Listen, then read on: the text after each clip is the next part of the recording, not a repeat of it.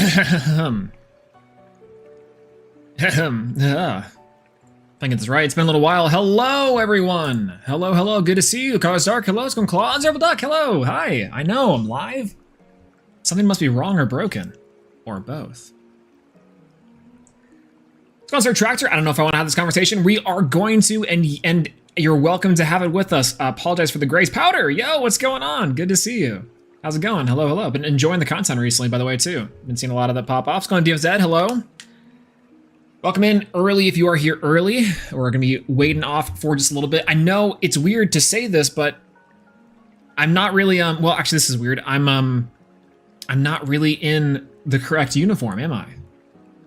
Not at all. Absolutely not. Yo, what's going on, Serge? Hello, good to see you. Hope you have a good one. No, absolutely. How good to see you, too.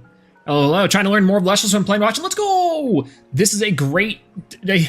Well, actually, I don't know how good of a stream this will be for specifically learning, but it will be nice to wrap your head around currently where we're at. We're going to be discussing a few things today in terms, or in proportion to, I guess, the Elestrals meta as well. You're going Choice CJ. Hello, good to see you.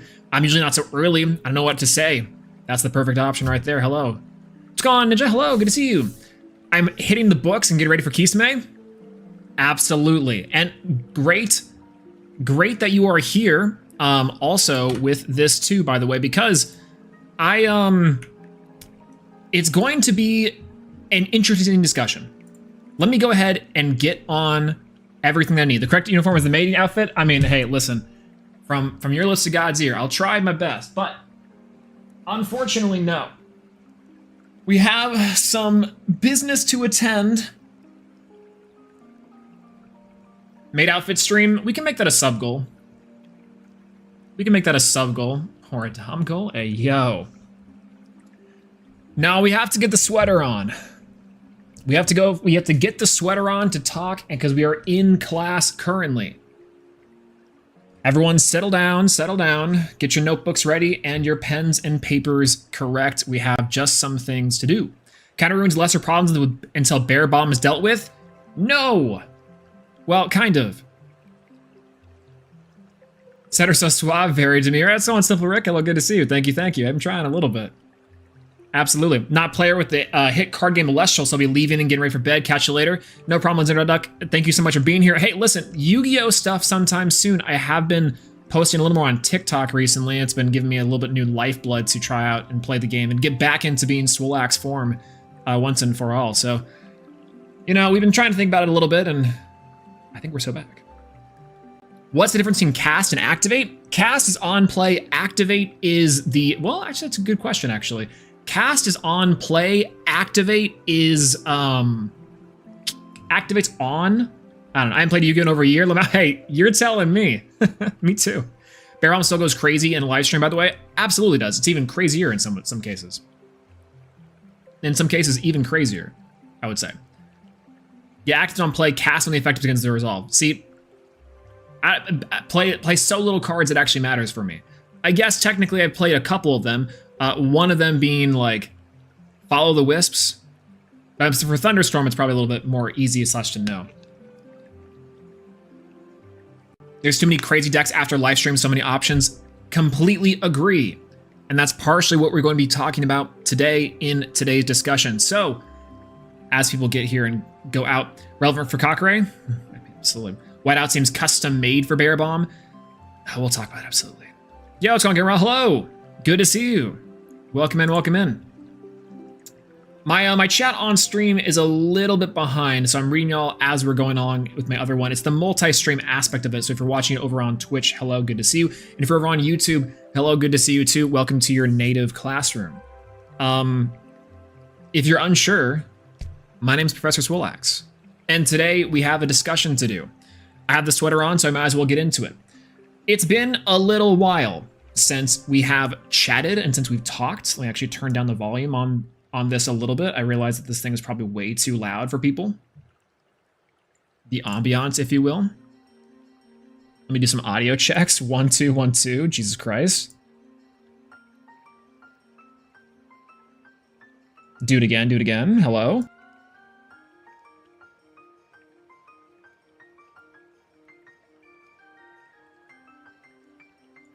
Sounds good to me. How do I sound to y'all?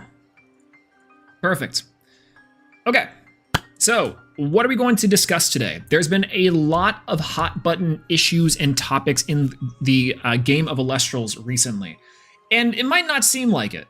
I think a lot of top players and a lot of people in this game have been kind of taking a break, partially because the last premiere was about a month ago at this point, and we are going to be gearing up for the next premiere here in 2 weeks.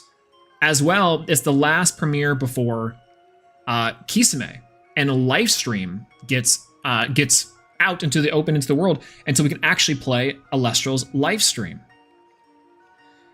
There's a lot of cards in Elestrals live stream that I'm really excited about, but I think that before we move on, before we actually pack up our bags and leave the Elestrals Firestorm behind us, similar to how we did the Elestrals Moonrise meta breakdown, similarly, and unfortunately, I can't call it by any cutesy name here because I think that it's not that deep. That's the spoiler for y'all. Instead, you and I get to talk about an autopsy of the Elestrals Firestorm meta. Before you go, before you leave, before you say, oh my god, that is horrendously boring, I want to point out a few things. Number one, it's a lot more fun than you think, I swear. Number two, let me change the music so it's not as vibrant. But three, it is important for us to talk about as we go into Kisame and as we've been getting back into the game after so long, the changes, the history, and of course, the evaluation of the current state of Elestrals. There's been some controversy, been some topics, been some people with head-ass answers, and some banger-ass discussion points. Yo, what's going on, Dyer? Hello, everyone say hi, Dyer. Hello, good to see you. Hello, hello. Like avoid autopsy, like avoid bad. True, Primary Artemis. Actually, my fellow professor on the slides here, I want a quick shout out to Primary Artemis on this one because they made an amazing discussion piece that we are going to be slightly referencing here inside of this bit. I would recommend watching that, as well as I think it was Hunter Surge who made a great discussion point about counter runes a couple months ago. So there, well, a counter goon problem. Exactly. Okay, so once again, we have to discuss the autopsy of the Elestrals Firestorm meta. Let me go ahead and change the music real quick. We can get right into class. Sure, that works for how dire the situation is, I guess. Okay, let's talk about Firestorm. So, first and foremost, hi everyone, my name is Professor Swolax. We're gonna be talking about Elestrals today, so hop on and strap in. Who am I? I'll be a professor today. Now, I haven't done one of these in a while, so I thought I might dig up some truly embarrassing photos from me from high school. Both of these from 2 separate homecomings, by the way. And here we are. So, censored hoodie, is it a slur on it? Unfortunately, it's a little bit too, no, I went to school in Texas, but it wasn't that insensitive, I guess. More importantly, who am I? My name is Swolax. Unfortunately, I've got a lot of copious experience inside of UX and UI designs. Effectively, my major inside of college was a lot of design focused around user experience, what the user experience and UX UI design would be. Yo, what's going on, Shirt? Hello, good to see you. What I miss? Absolutely nothing. We are going over an autopsy of the Elestrals Firestorm meta. We just started our slides. We're on the first one. Everyone take note.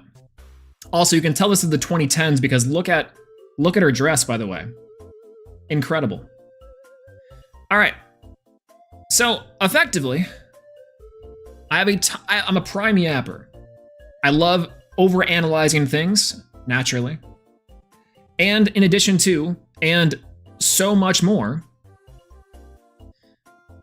I like to approach a lot of these topics and these things in a way that I feel like is productive, is a way that is looking at things as a matter of fact, and I will try to have as little of doomerism or as little as I guess, personal interruptions as possible here for this. But I will still be yapping. So today, as your professor, I think I'm an overall pretty cool guy. But more importantly, who am I in the world of Elestrals? Well, that's me. Hello. I'm Professor Swolax. This is 12 to 13 years apart. Despite everything, I'm still me. I'm two-time Elestrals Premier Champion, as well as the Elestrad Season 2 finalist, the Dallas Open 2025 finalist, and recently a solid 8th place deck with the Bears Best deck. Shouts to Justin and the Cabal.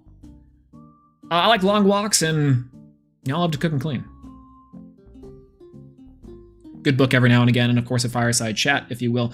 So between these two requirements, that should give you a pretty good idea of who I am, both inside of how I'm approaching this topic and also my experience in looking at this. I'll be looking at this in the way of a top player, as well as someone who enjoys this game, but also someone who enjoys game design and, of course, discussing this game design. So where are we? Pretty important. We are here. So we are currently in year 3 of Elestrals, similar to our Moonrise enchiladas. We are still in the year 3, but we are deep into the 5th premiere set of Firestorm, and we've had 4 ban lists so far. 4 lists that's restricting very specific cards, and we'll talk about it here in a second. Is it year 3? I thought it was year 2. It's from 2022 was in the game's Kickstarter release, so I'm kind of counting that one in there more specifically. But technically, this would be 2 years inside of the public eye, I think. But I think you're kind of right. It would be like technically 2 years production public, and then about a year in the Kickstarter closed beta. Maybe that's probably a better way of putting it. But effectively, we're in the third trimester. This very pregnant baby. The things to keep in mind with this is that the game is still very new. Okay, things can and will change. So despite the fact that I'm going to be doing this autopsy here of the Elestrals Firestorm meta, I will also be discussing some of the things that will be going on in the future and my hopes for that as much as possible. But this is not set in stone as far as what I'm doing. I'm trying to give a snapshot, if you will, as well, too. Yo, what's going on, Q? What's going on, Bo? Hello, good to see you. What's going on, Words? Words up, everyone. I say hi, Words. I'm going to say hi, Bo. Hello, hello. How's it going? Good to see you. You haven't really missed much, everyone. We've literally just gone over introductions and the slides, so good timing while you're here. But more importantly, where we're here, it's going to RBK. Hello, going to go to sleep, Swole, but I'm live, so must work, lurk. Hey, hello, and welcome in. Thanks for the lurk, appreciate it. And maybe you can catch up sometime soon later, too. Welcome in, hello, hello. More importantly, where we are in terms of the actual game itself. So this is where we are in probably the context of Elestrals, but in terms of a vibe or a culture setting, here's where we are. There's been a divide in players. I've seen it in either Discord, I've seen it on Twitter, I've seen it in personal conversations with friends, that there is some specific type of doomerism going on. Some people that think the game is perfectly fine as it is, and some people who think that this game is an abomination, and oh my god, I'm so bored, and yada yada. And I think both opinions are fairly valid, and we're going to be breaking down that divide and potentially why players might be feeling that divide. As well, Elestrals has a design change as it goes into its 6th set, which I'm extremely excited about. Absolutely excited about the set 6 live stream designs. We'll talk about that in a second, but that is going to be a massive shift in design philosophy that we will be discussing. And we also have been seeing unfold. We have one more tournament left in the Firestorm meta, and that is important because we are doing this autopsy one tournament early. The Moonrise meta we let completely finish before we get into the Firestorm meta, but I feel like we aren't going to be seeing much more from the Firestorm meta than we would from now or 2 weeks from now. I think we might get a ban list, maybe, but that's a big far shoot off. I think the team is kind of busy with other things. And then lastly, what's the vibe here for Elestrals as we're going into this next tournament? I don't know if you guys could tell, but things have seemed kind of slow. things have seemed kind of slow as we moved into the Elestrals meta for Firestorm. We have gotten a pretty impactful ban list a couple tournaments in, and now that we're going on our third tournament of post-ban list, it feels like a lot of things have been underexplored or under-talked about, maybe. People be too busy with Silksong and Borderlands 4 for the last premiere. True! I know I will be. Hell yeah, Silksong. Catch me dead. Let's go. Dying, I guess I should say. I love that game. But yeah, everyone bring your best meme decks to Firestorm. I probably will be bringing Chronodile. We'll see. But effectively, that is the case for Elestrals Firestorm as it is. Again, we are talking about the fact that we are so deep in, but I feel like I could just do this. I could have done this like last week and have been fine. But not a lot will change, you know? Anyways, let's talk about this and some of the primary things. But the biggest thing we're doing today is we are not dooming. We're not dooming. We're going to be discussing some topics today, but we're not going to be dooming. We are not dooming. We are not dooming. We are not dooming, Kevin. We are not dooming. Yo, what's going on, Ray? Hello, good to see you. Welcome in, welcome in. We're not dooming is the important thing as what we are doing. Instead, we're going to be discussing, and here are some of the topic points that we are going to be discussing today. Very specifically, we are not dooming. We are not dooming. And instead, we're going to be evaluating the Elestrals metagame, both in the past and also the present. We are going to be trying to look at things as a matter of fact. We're going to be breaking down what I call extended base set theory, or rather what Josh Bean Soldier calls extended base set theory. This is an important concept to note as potentially the vibe and the feeling that a lot of players are currently having inside of Elestrals. Next, we're going to be talking about why Galaxy is not a whale, but instead a spider. And finally, why I'm hype as fudge for the Divine Champions live stream. Hopefully we can cover all of these things today inside of our lecture for this autopsy of the Firestorm meta. It's a pretty important one. With the Moonrise meta, we talked about the whole enchilada of the Moonrise meta. There was a little bit to discuss here in terms of like the actual metagame itself, the changes, the storylines, the different 3 cards that really painted a picture of the chapters of Moonrise as we went into the Dallas Open. But it's going into Kisame, our next one, which is a completely different format. Firestorm is this kind of in between of both Moonrise and still in some ways, in some capacity, extending the base set theory over into what I think is potentially what Lifestream and what the Elestrals team wants to bring forward. I want to put this at the beginning here while we're still have some people fresh and probably some awake while they're watching this. I do have a lot of respect for the Elestrals team and Elestrals design team, and I do think as a whole, just in general, again, we are not dooming, a lot of things that I've seen from the new sets is very promising and fixes a lot of issues that we're going to be addressing inside of these slides. The purpose of today's lecture is more or less to give words and maybe some context into why players are potentially feeling the way they're feeling about Elestrals right now, and maybe where we can go from Elestrals or with Elestrals from here. Finally, too, we're maybe discussing essentially some things that I've had in the can for a while because, Jesus Christ, I'm late to this, as most of y'all are late to class. So, as we get in, yeah, first off, can we agree that at a local and casual level, Elestrals is at a high? I think yes, but also no. It's a weird sentiment to be like at a casual level, Elestrals is at a high because it's always been good at a high. Or it's always been at a high. Elestrals on a casual basis is like a really, really solid game. And as a collector card game, it's really fun, really cool. There's so many great things to love about this game. On a casual level and on a local level, absolutely. As a car goes by. Absolutely. Having mana attached to life makes it games last too long, right? Absolutely not. Actually, the games are fairly quick. The games feel nice. They feel very nice tempoed. And for the most part, I'm just going on Black Cat, by the way. Hello, or good to see you. This game as a whole, I think has a really good pace to it. And I think will even get better as Lifestream progresses in the 6th set. But there is some sort of like a slower value trading meta that we are currently and have currently been in. And we'll just be discussing that here. So if you are just jumping into the fray here, let's discuss and kind of go over where we're at. Today we're going to be talking about the autopsy of the Elestrals Firestorm meta. Once again, my name is Swolax. I'll be your guide and your professor here today. These are old me, and this is, 12 years later.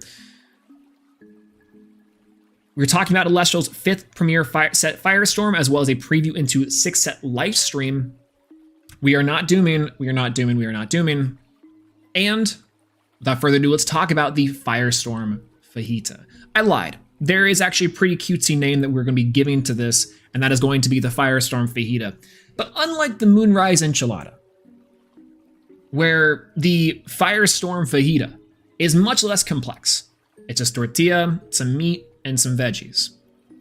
Which I guess technically the enchilada is too, but you have some sauce on it, You put some sauce in there. You don't put the sauce on the fajita. You eat that stuff dry or wet, you know what I'm saying? But the point of it is that this is what we're gonna be talking about. Quick preview of Firestorm Fajita is just bear meat. That's crazy. Hey, yo. So I'm calling a Saturday night, you know what I'm saying? Terrible. All right. Firestorm in a preview, a quick little bubble of the Firestorm meta, is there are 6 premier events that span the life of Firestorm, one that's yet to happen. The June 7th, 21st, and 19th for July, August 2nd and 9th, which have concluded, and of course our September 11th, September 13th meta that we have coming up here soon. Josh, Electrals Josh, shout out to Josh, aka Bean Soldier, has won 2 premieres inside of the Elestrals Firestorm meta, one with Blizztrix and one with Bears. Really cool, and it's I think the only 2-time champion that we've had inside of the entirety of this meta, which is speaks pretty high volumes to the amount of players. When was Atlanta? Atlanta was July 19th.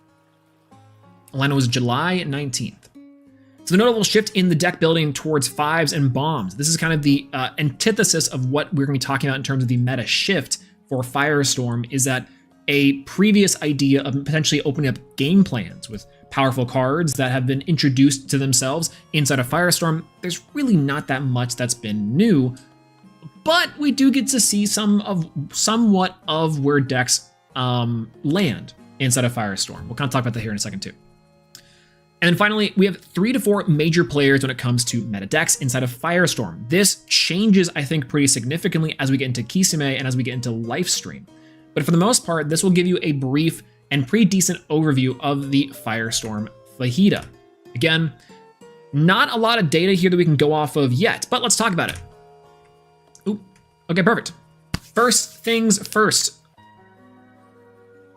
Let's break down the June 7th on the first premiere. This is gonna be pre-ban list, or we have a ban list between these 2 sets. And we can look at the popular decks to kind of get a bigger picture of what we're going to be seeing inside of the meta.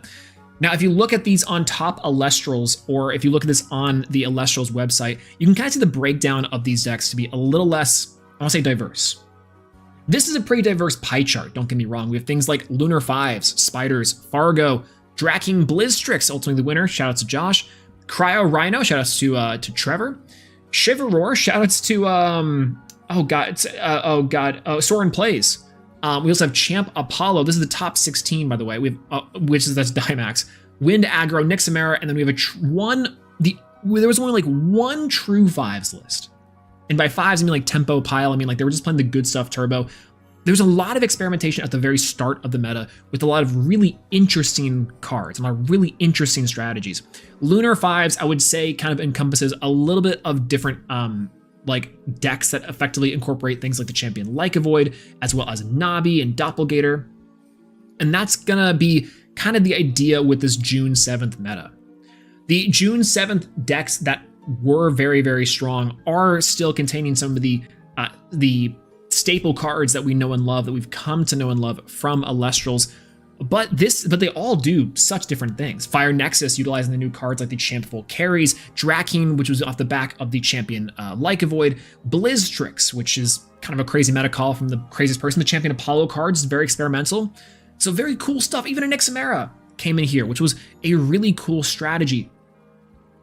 But while diverse as this meta is, next onto the one we have the June 21st. And then we see the shift. Again, we're not going to be going into particularly any sort of specific decks until a little bit later, but you can see just based off of the top 16 results from the very next premiere that we're starting to get a little more homogenous, a little more dangerous, a little more samey. The point of this one is that we are going to be looking at Fargo, aka the Fire Artifact list, which we are also incorporating Josh's Solar Artifact list into. There's a few decks that I think are slight variations on the Fire Nexus and the Fire Artifacts list, but for the most part, they are the bigger shell of Fargo, the Fire Argo decks. Penterror is a bigger one, which is effectively also utilizing the cards like Champ Chrysor and and potentially even things like Nabi and Doppelgator as well. But I think the Penterror being their major game plan and their major representation is a key point. As well, 3 different Bears decks inside this June 21st. Shout outs to Justin, to Coder, and also to myself. This is going to be our 3 Bear decks reaching into the top 16. Draken also makes an appearance, and this is one that was won by Sir Tractor on that same list. So shout out to Sir Tractors, we'll up the way. One Thunder, that's going to be our resident Aussie. That is going to be Cobalt Sanderson. And Titan is Bo. Shout out to Bo. And then we have a Tempo Splash deck, which this is going to be Trish's top 16 deck. I don't really know how to call it Tempo Splash other than the fact that it is just like, again, a 5s list. And Pen is just basically 5s, kind of. We'll get into that. Spoilers for the next one, but we'll get into that. The idea with this is that you start to see a complete shift inside of the meta we saw from June 7th all the way into June 21st. Much more centralizing decks, and we start to see the shaping of what the decks are probably going to be doing. I probably shouldn't have won that premiere. Cobalt had my name, and I only won due to power outage. Call that divine intervention. All right, moving on. The last tournament before we get into the ban list for the first Firestorm ban list is on July 19th. The Cards HQ, shout outs to Bo on this one, winning another tournament. Literally, it's the in-person premiere. It is the in-person buff for Bo. She can keep getting away with it. Ridiculous. Top 16 from this one, though, are Artifact Tempo. Not necessarily the Fargo list that we've seen before, but this is going to be a riff on people just bringing like Josh's deck to this premiere and to this event, as well as Wasp Ivy or just like the Fargo list as well that are playing and splashing in things like the Champ Galaxy and the Small 2, going to be a little bit more of a water engine. As well, we have Tempo Pile, which is going to be consisting of the Dimax list and the Trish list with the champion with the Poseidon's Fury too. The Poseidon's Fury is pretty important as well. 2 Bears decks, kind of different. One playing like effectively the Bear Bomb deck, and one playing like combo Bears and more true Bears. And of course, 2 Penterror, we had Julian on one of them. Cryo Rhino and Bo. I put a Bo deck on here. I don't know how to classify your deck, Bo. I don't know how to classify your deck, Bo. I'm just going to say it. I don't know how to classify your deck. It is a true masterpiece in deck building once again, but it's a Bo list. I look at this list and I say, how can she do it? I don't know either. That's what I'm saying. That's what I'm saying too. It's crazy. Like, it's like Thunder, it's Tempo, it's Hestia, it's Kinleo, it's chic, it's sleek, it's wrapped up in a box, and it won a premiere. Yet again. But it is beautiful. And of course, we had Ren on Blizz Tricks, Let's Go Gambling. This top 16 breakdown is, of course, a little bit more alike to the June 21st, in which we see that the kind of 5s variants of decks, the battle-focused decks, as well as the artifact tempo decks, are playing a very key role inside of the early meta. Compare this, of course, to the very open and very experimental first premiere that we ended up having. The breakdown starts to get a little more homogenous. And I think because of this,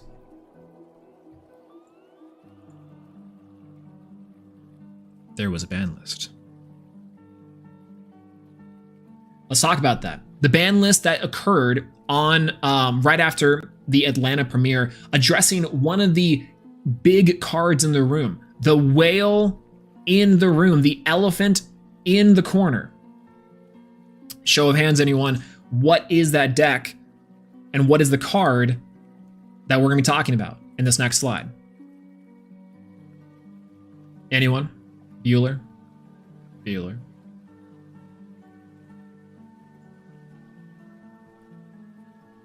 The werewolf on the moon. Absolutely. Big dog like avoid. That's what I'm saying, baby. That's exactly what I'm saying. Fire artifacts? Yeah, kind of too. That's true. Big dog, I'm saying. All right. Gold stars for everyone. The new ban list PogChamp. New ban list PogChamp. Elestrals had a new ban list that addressed certain key cards that were quote unquote ruining the meta. I'll say quote unquote because I think there's one on here I definitely disagree with, but let's talk about Champion Like a Void. This card has kind of been the key in the room, or the key card in every single deck that we've seen before. If we want to talk about the decks that have been effectively apparent the entire time, all these lists on some level, even some of the tempo piles, even the Draken list, the Lunar Fives, even some of the Fargo list, and even the Pantera list, actually, have been playing the Champion of Artemis. Yo, what's going on, Sonny? Hello, good to see you. Hello, hello, welcome in. Welcome in, welcome in. We're just talking about the Firestorm meta, the Firestorm enchilada, or fajita, if you will, for this one. I missed my second copy of Hurricane. Me too. I don't think that Hurricane did anything wrong, but I understand the sentiment. You know what I'm saying? So Champion Like a Void is the big card in the room. This card was so over-centralizing into the meta. It was the gatekeeper of gatekeepers. If your deck could not handle a Like a Void plus Werepups on the thing, if you can't handle me at my Werepup, you can't handle me at my Y-Pup. Like a Void Champion of Artemis says, when you cast as Like a Void, you can special cast any number of Werepup from your deck with Lunar, suppressed. You can destroy a suppressed Elestral on the field. If you do destroy a suppressed Elestral, it doesn't really matter. Just an effect for the Like a Void. True! Imperm, anyone? The point of this is that Like a Void was a very over-centralizing card for the meta. If your deck was not playing it, you were behind. If your deck could not out it, you were behind.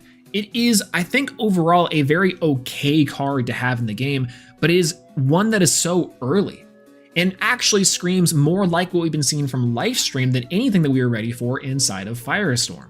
The tools that we had available were pretty good, but the fact that there was an increase and a disproportionate power imbalance from people who started out with Werepup set one copy of Full Moon going first and then going second or return, that means that you could potentially end on a board with a big 6/5 body and two other Elestrals plus counter runes, which if you know anything about Elestrals is an FTK.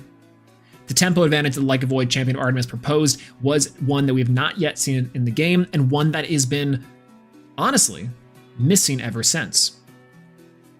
Cyprong Champion of Demeter, or Champion of Dionysus, outs Like a Void by itself, absolutely. Oh, also, quick aside on this one, Wirtz has been doing some generational posting on Twitter. Sub to Wirtz, but also follow Wirtz on Twitter. Wirtz has been posting some insane bangers when it comes to some memes. I love it. It's me, Dionysus. Terrible. A cheap. I'll say that. Okay. But let's talk about this. Why was Champion Like a Void a problem? Well, I think Champion Like a Void kind of highlighted an issue with the game that has been like good stuff turbo is just the best deck. And now you have effectively a boss monster that allows you to out-tempo everything on average much more. Everyone was playing Champion Like a Void. It was splashed in everything. And I will say that it did give decks like Lunar a pretty fair shake as we move on into the meta game post this ban list. Lunar kind of drops off and goes away, which you think would actually allow you to open up the design space and the deck building space for things like Nabi, things like Kafmel. But unfortunately, or Heal Stall even, which you kind of could do, but you don't really get that. Champion Like a Void had a target on its back from day one. From release, this card has been one of the most powerful cards inside of the game of Elestrals that I honestly think inside of Elestrals Lifestream, very fine and very welcome considering the decks that they have, and even then it might be overtuned, but is now banned in the game of Elestrals in its current state. Champion of Artivist, Return from Tartarus Bars, is a card that we will be getting sometime soon in the near future, and I think for the most part, I'm really curious to see how that card does. Moralith and Kinleo and Hurricane were all set to 1 copy apiece. Kinleo being more in line with the Equilinx ban, or the Equilinx limit, which I think is like partially fine. I think Kinleo is actually like a fine Elestral as a whole, and I don't necessarily entirely agree with it, but I understand the limiting to make sure that we are having options for decks, but not having them be ones that are taking away advantage, but again, adding advantage. Which makes sense for A-Drive's statements. I'm just kind of ripping that directly from a Discord message that he sent earlier this month.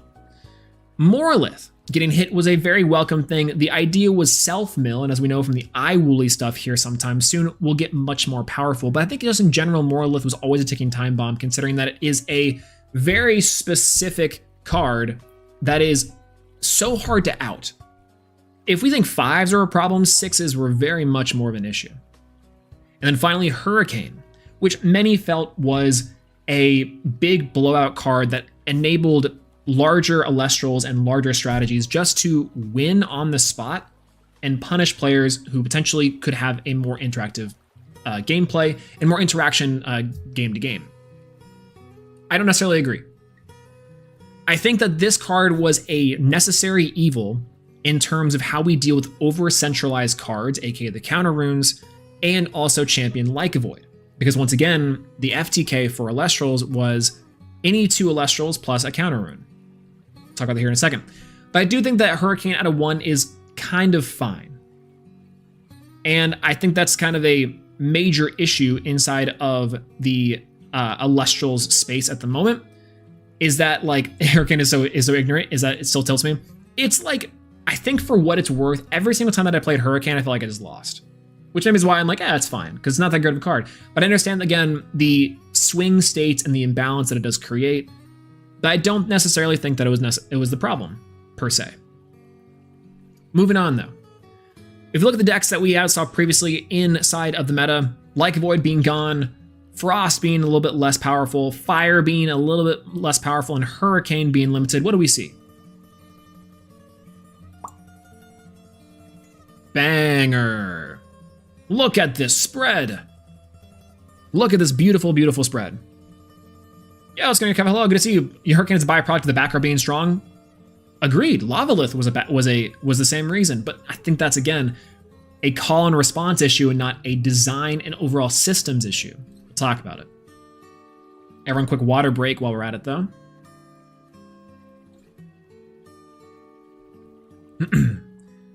Yeah, you want Hurricane to 3 because you want the game to be more interactive. I want Hurricane to 1 because I want the game to be more interactive. True. Same side of the same coin. Effectively. This is the first Premier post-ban list, and look at the top 16 spread. Nixamera, only 2 tempo piles, 2 true tempo piles. 2 Legos. We had Lego get back into the mix here. 2 Thunder Nexus, which is kind of interesting. A Pantera list, a Voltempo deck, which effectively is still Voltempest, but it played a lot more of the just generic good stuff, which, you know, to that extent, we're still seeing kind of the over-essentialization of the few cards that rule the many. We'll get into the welfare state here in a second. We have Wasp Ivy, Solar Heal. Shoutouts to Rybot getting 2nd place on this deck. Of course, the Nixamera getting the first one. Shoutouts to Perky. 1 Celestlio from Dymax. And as well, we have a 1 Artifact Tempo and 1 Fargo. Only 1 Fargo, and the other Artifact Tempo deck is effectively just the Josh list, but so far, I think we saw from the Kinleo getting replaced that most people didn't want to experiment with the Fire Nexus strategy, and we saw very little Frost outside of Nixamera, which was playing things like the Cryo Vern and like the Nixamera line, but that was already good beforehand. As well, no Blizz. No more Blizz here at all. Pantera is still pretty powerful, and the Lego deck is effectively just the 5's tempo, but with Earth, and we're so back. We can now handle a lot more. And overall, we see a lot more diversity in how we're classifying these decks.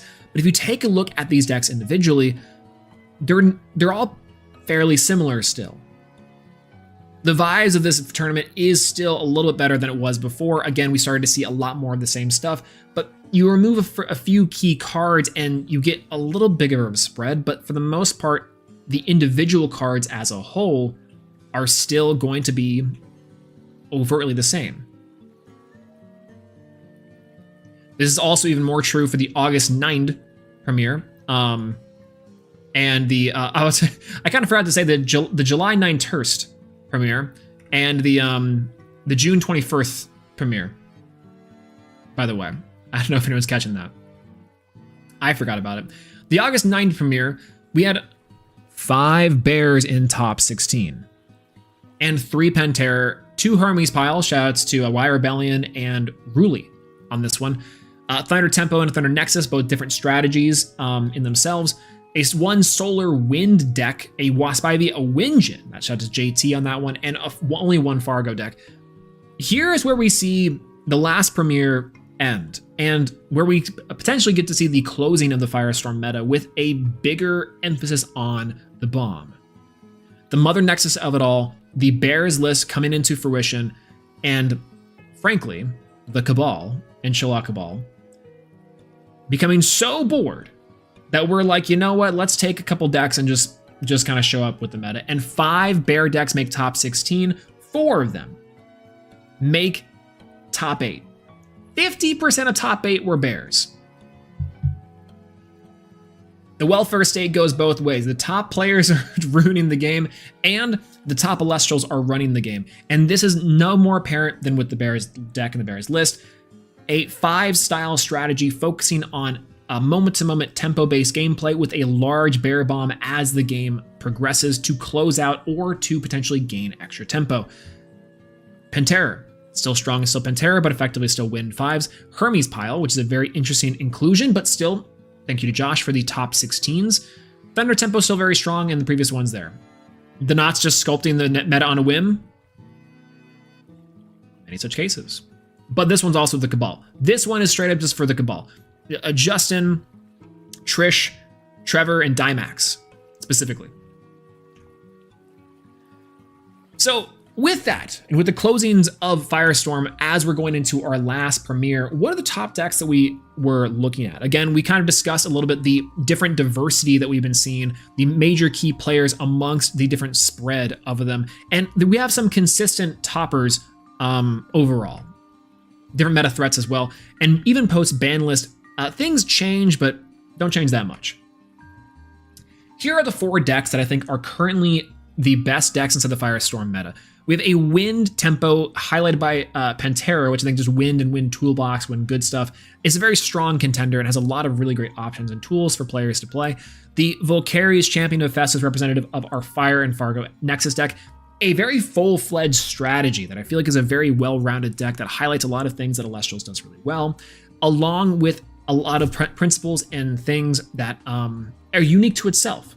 You can splash this in a bunch of different ways, you can modify in a bunch of different ways, but it plays very differently than other decks. Majursa, Champion of Hestia, representing our Bears deck. This deck specifically, I think, is an interesting strategy. It is both a tempo pile-based deck, but with a sizable bear engine that makes it just slightly different in how you have to play, when you have to play, but it's still being backed up by things like the Cryovern and also the different bear cards for draw power and for healing. And finally, Champ Galaxy, of course, as y'all may know, as tempo pile. Now, if I really were to reclassify some of these decks specifically, I'd probably do it a little more like this. This is probably how I would say the decks would be classified more or less, is that we have because the Wind decks are still playing splashing things like Galaxy and like the Champ Galaxy, and maybe also Volcari's as well. And then of course the Majursa deck, the final Majursa deck is too. I would really say there's like 3 major strategies inside of the Firestorm meta. And for the most part, it's just these 3. It's a 5-style strategy across the board with the spice or flavor that you pick. It's Majursa Tempo, It's Fire Artifact Tempo, which admittedly does a lot more different than the rest of the decks. And then we have the Wind Tempo, or the Wind Pantera, which also kind of does something different, but in the same way the Majorca does something different. I talked about this previously inside of our other slides, if I want to go back a little bit. We have a notable shift in deck building towards 5s and bombs. And when you look at the top list here for this meta, we have a collection of 5s and bombs. Pentempo, true. Look at this deck. This is just, it has Viscerus in it. The poster child for 5s. And it's 5s with a bomb. The Hydrake line, the Chrysor line. Incremental strategies plus a bomb. Even something like Adam Adams' top 16 list. Tempo pile with a bomb. But still notably more tempo pile than something like this, as the bomb is a Cryovern, which is a little more mid-rangey than you would expect for the Pantera. The artifact list, even early artifact lists, if we're comparing the two lists between the sets, look something like this. They have Argo, they have Kinleo, they have Whale, they have Rabbit, but they have the Chrysor and Sorlets. This is an Atlanta list that I would say does function somewhat differently from this Firestorm deck, the Cryo 5s or the Wind 5s, but you see there is just so much overlap between the best cards in the meta. There are a few variations here and there, but this is the key distinction. Elestrals is a game of inches in a lot of ways, and I think even in the deck building concessions, that's slightly true as well. These small micro decisions between what flavor of 5s you want to play is kind of what I'm getting at. The gameplay moment to moment might feel slightly different across the board, but for the most part, the principles and the concepts are there, which I think is very strong on a competitive level. But I think overall, that creates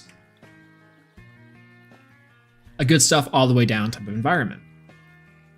It's important to note the card pool is very small.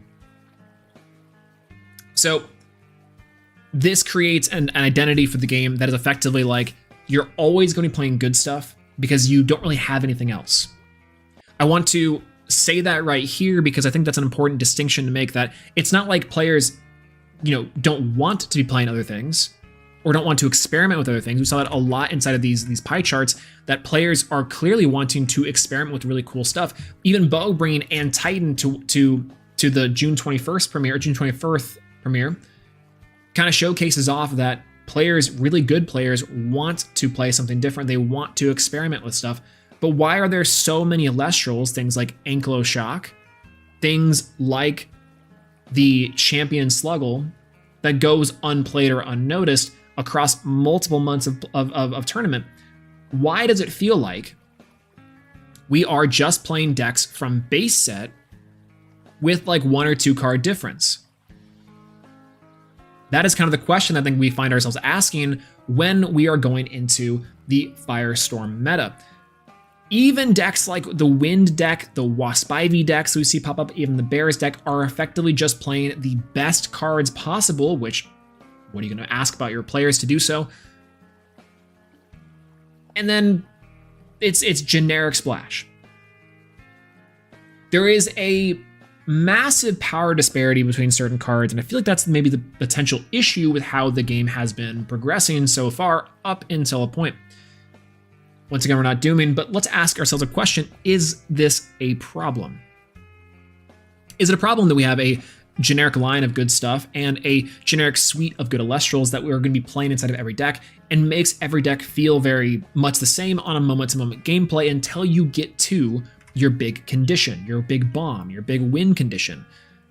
I don't know if I can definitively say there's an answer, but let's talk about and let's bring up potentially where this started. Daybreak. We never did a day breakfast.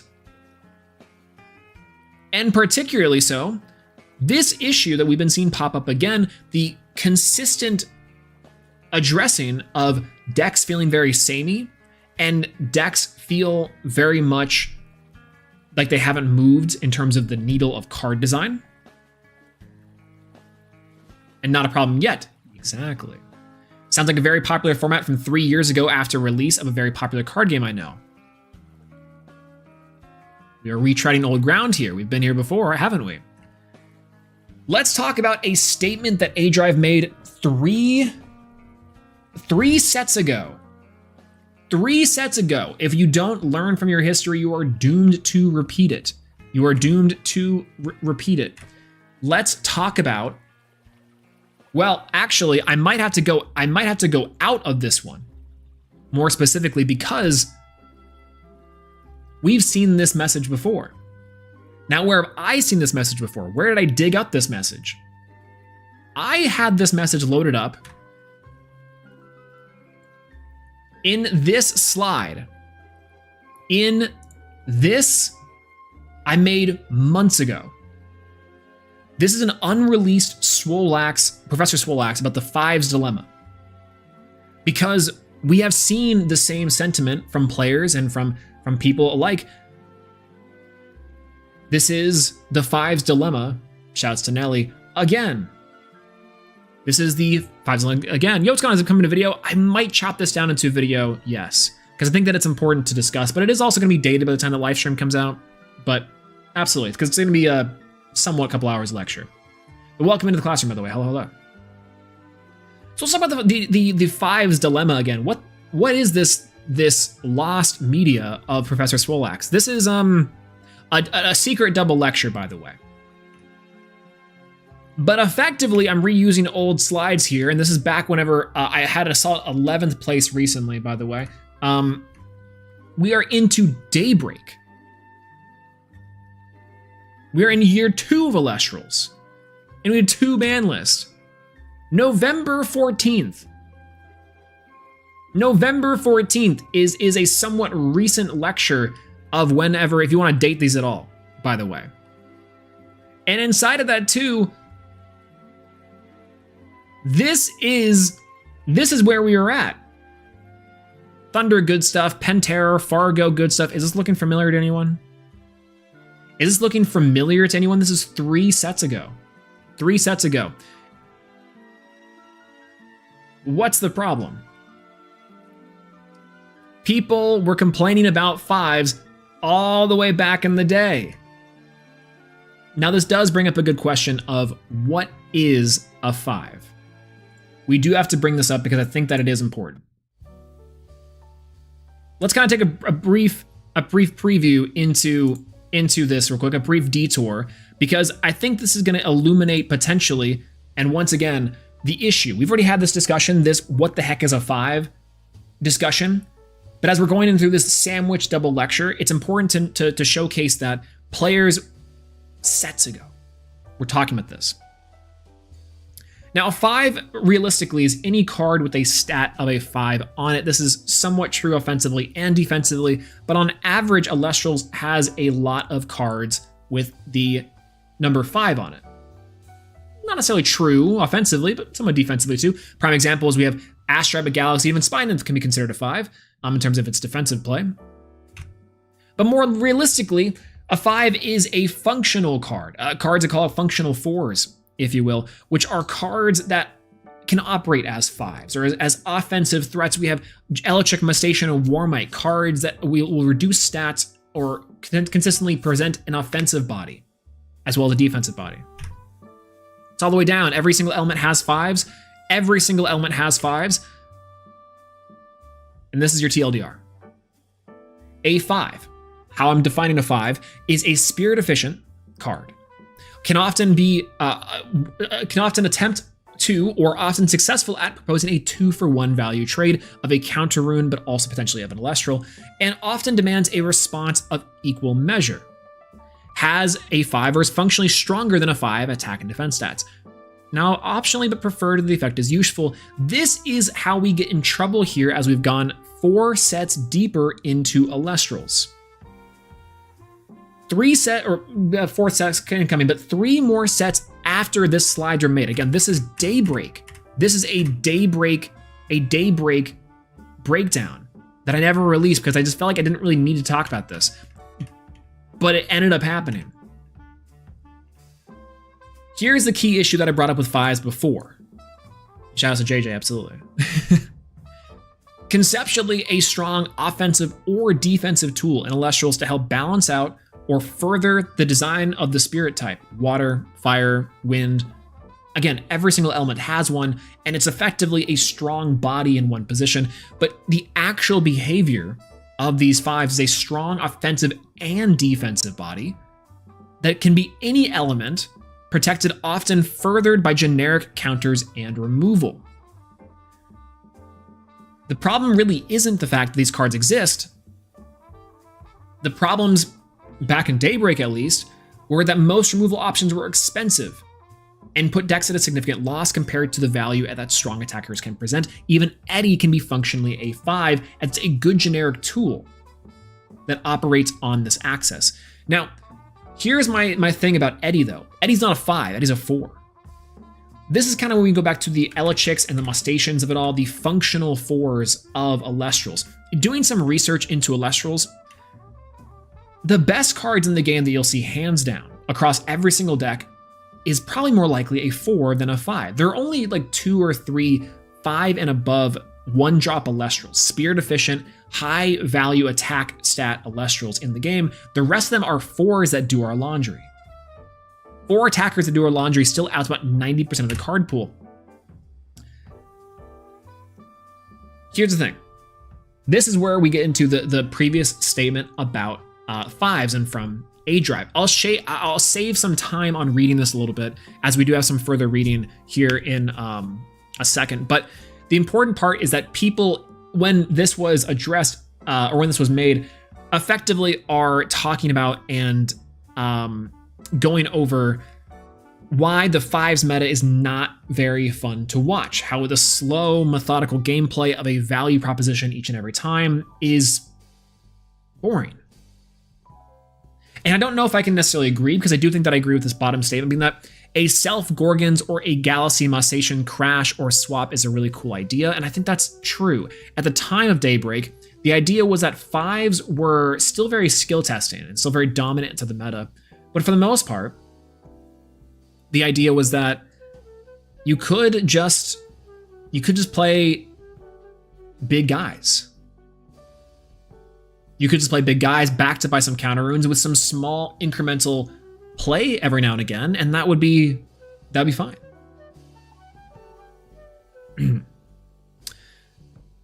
Big body crabs, absolutely. Some BBC, baby. Believe me when I say this. I wish I had the ability to process thousands and thousands of games of data by removing 1 or 2 variables, but I cannot do that. I take suggestions and feedback and my own feelings, and we test them to do our best to create a more dynamic environment. I think we've done okay in this area, but I still am actively working every day to present even better solutions for gameplay now, and most importantly, taking all of this learning into consideration for future sets. I'm not convinced in a fundamental design flaw about the resource. Players like Elestrals because it's fun and because of the push and pull. I don't feel like games get really that snowbally between adequate players, and I do think a comeback mechanics exist, and certainly for the future. We do know that for sure now. Absolutely, that's true now. To help bring this to parity. I think that Dan is kind of correct here. I think there's a lot of options from the top players and from a lot of decent games that we've seen that are a little more back and forth than we like to admit. However, let's break down what Dan said. We're going to lay out a expectation versus reality. We're going to talk about the game speed and the threes problem, and potentially balancing from the top down when it comes to this game. So these are the expectations that I think Dan is presenting inside of this philosophy. The ban list will open the space for decks to emerge, which unfortunately we'll break that down too. Top players will construct decks that are always going to be good stuff decks, and as the card pool develops, players will have more tools to construct more interesting decks. That's the expectation. Let's talk about the reality. That's how I interpret Dan's sentiment there 3 sets ago. Let's talk about the reality of those statements.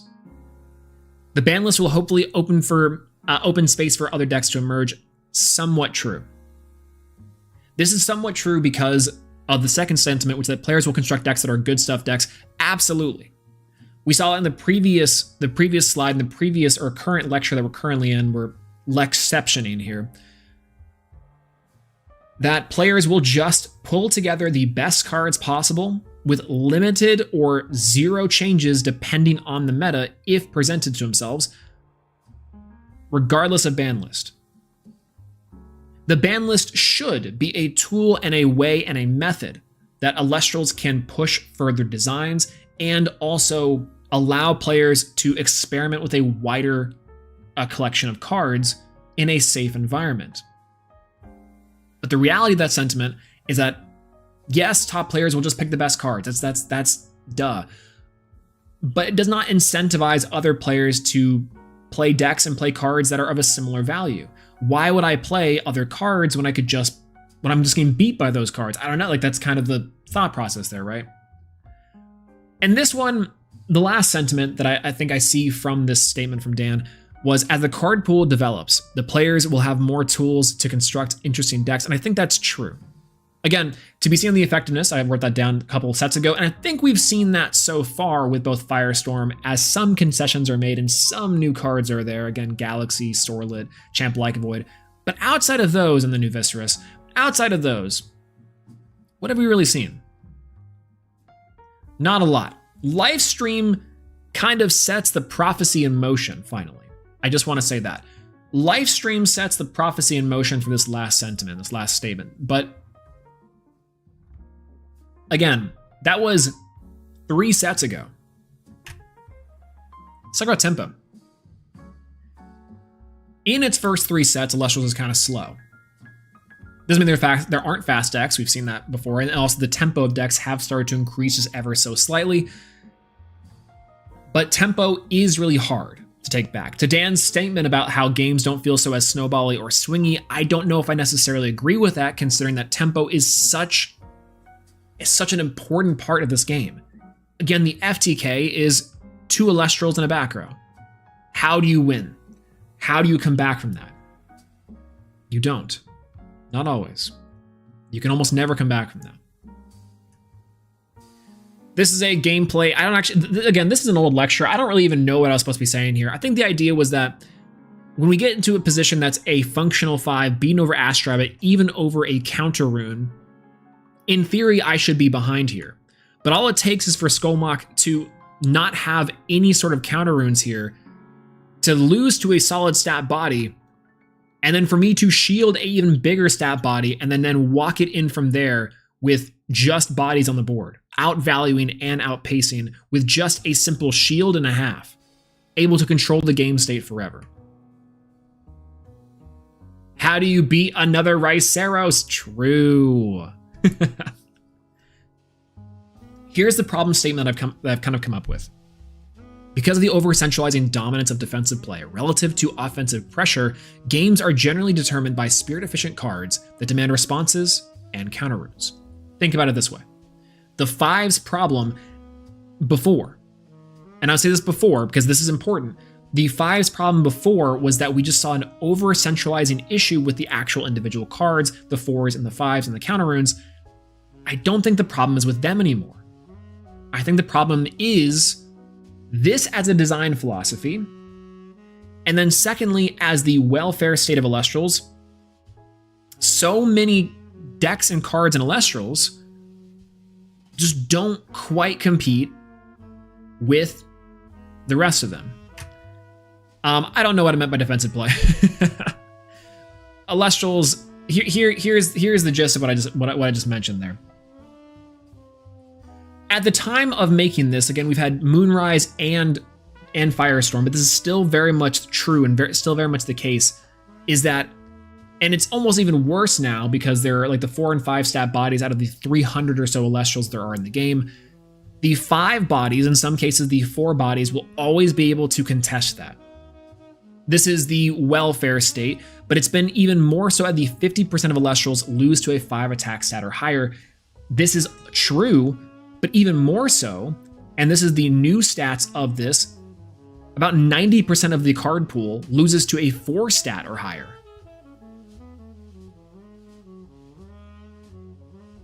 let me say that again, a 4 stat or higher. 90% of the card pool are 3s and 2s that have really interesting effects. But hey, listen, a 4 and a 5 that wins every time and a 3 and a 2 that'll write a good book about it are not the same. I can have a really interesting card in the form of a 3 and a 2 that does a lot of really cool stuff. Again, pointing to things like the Champion Sluggle, again, pointing to things like Ankyloshock. But if they cannot contest a combat-centric 4 or a natural stat 5, they are both not an offensive or defensive threat. And this was true back in Daybreak. Back in Daybreak, you even had Elestrals that would be over-encompassing and all-powerful against 90% of the card pool. Again, a little bit less so here, but it's been just vastly extrapolated and vastly expanded upon today. Dymax once told me that the metric for a good card in Elestrals is, can it contest Water Puppy? Dymax once said,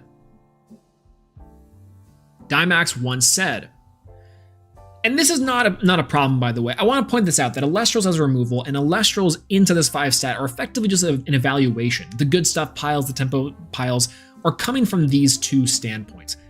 How strong is the individual card itself against the wider pool of Elestrals? Again, back in Daybreak, the Whale and the Bow, Whale Bow question mark.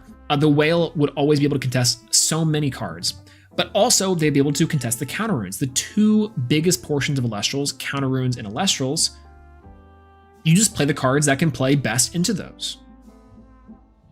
Shocker, not shocker. These are effectively the cards, functional 4s and functional 5s, that players were playing to out these things. Even cards like Frostmite potentially were ways to get around it, but that's on the weaker spectrum.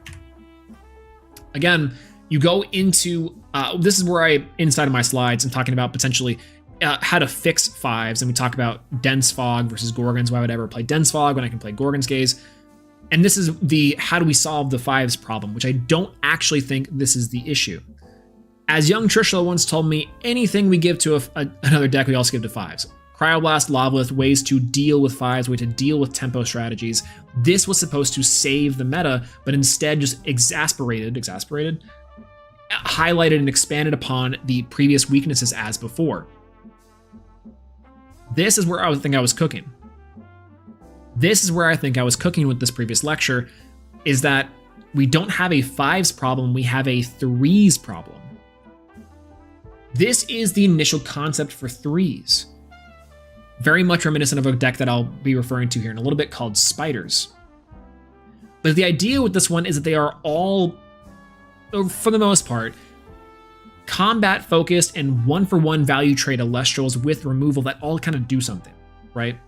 But the major weakness and major point of this strategy in this deck is it'll always lose to a 5-stat body. Again, we talk about the major offensive strong or defensive strong tools and strong Elestrals, but the reality of the sentiment is that these cards alone, these 3s and 2s, things like Veritaqua, things like Mudlet, things like Nemesail, they're really interesting cards that have a lot of really cool effects. But for the most part, a Nekruff will always be better than a Verituka. In most scenarios, a Verituka will always get got by a Nekruff. Here's going to MG1, did someone say Spiders? Hey, here sometime soon. But this is the idea. The 3s and 2s are very cool, very well-designed cards that have very interesting effects, but they can't out the top 10% of cards, the top 1% of cards even in that case. There are like 300 Elestrals in the game right now, and like 30 of them, 27 or 30 of them are just the best cards hands down. There's no reason to really play anything else unless because you want to. We talked about this previously too, to the 3-drop and a don't stop. The other problem with these cards is that there are other cards in the game that really do something, really cool stuff, but they have to be so explosive or so powerful, and in some cases underpowered in terms of Chronodile, to help combat the 5's meta. We'll go over this in a previous slide too. We'll go back to that one. But here's the last little bit of this effectively. Nowhere to go but forward, by the way. This is our kind of wrap up of this previous before slides. Slightly unfinished, but shark logic, baby. Only forward, never sideways, because we'll die. But as long as we keep on getting 2 drops and 3 drops, hopefully win conditions, that are too risky for the payoff. Big body and good stuff Zoo will always be the best deck. Decks not only have to outvalue, but outpace 5s. This was the problem 3 sets ago in Daybreak. And I made this statement here: as the card pool develops, players and elements within the game will receive more tools for varied game plans and interactions that will hopefully allow them to compete against the meta in any strategy. We'll go over that Melee versus Smash 4 comment here in a second. This goes into the final little bits, going to effectively be the balancing of Elestrals as Adri put it back in Daybreak. You might be asking yourself, Swolax, that's really cool, and this is a very roundabout way of saying, what's the point of that? The so what? Why do I care about the 5's dilemma from Daybreak? Well, realistically, let's ask ourselves a question.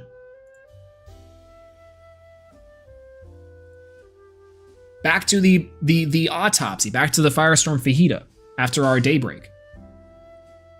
What's changed? Can anyone tell me what has really changed from the deck list from Daybreak to now? The extended base set theory. What has changed about that outside of ban list, of course, but what really has changed? I would argue not a lot. Right?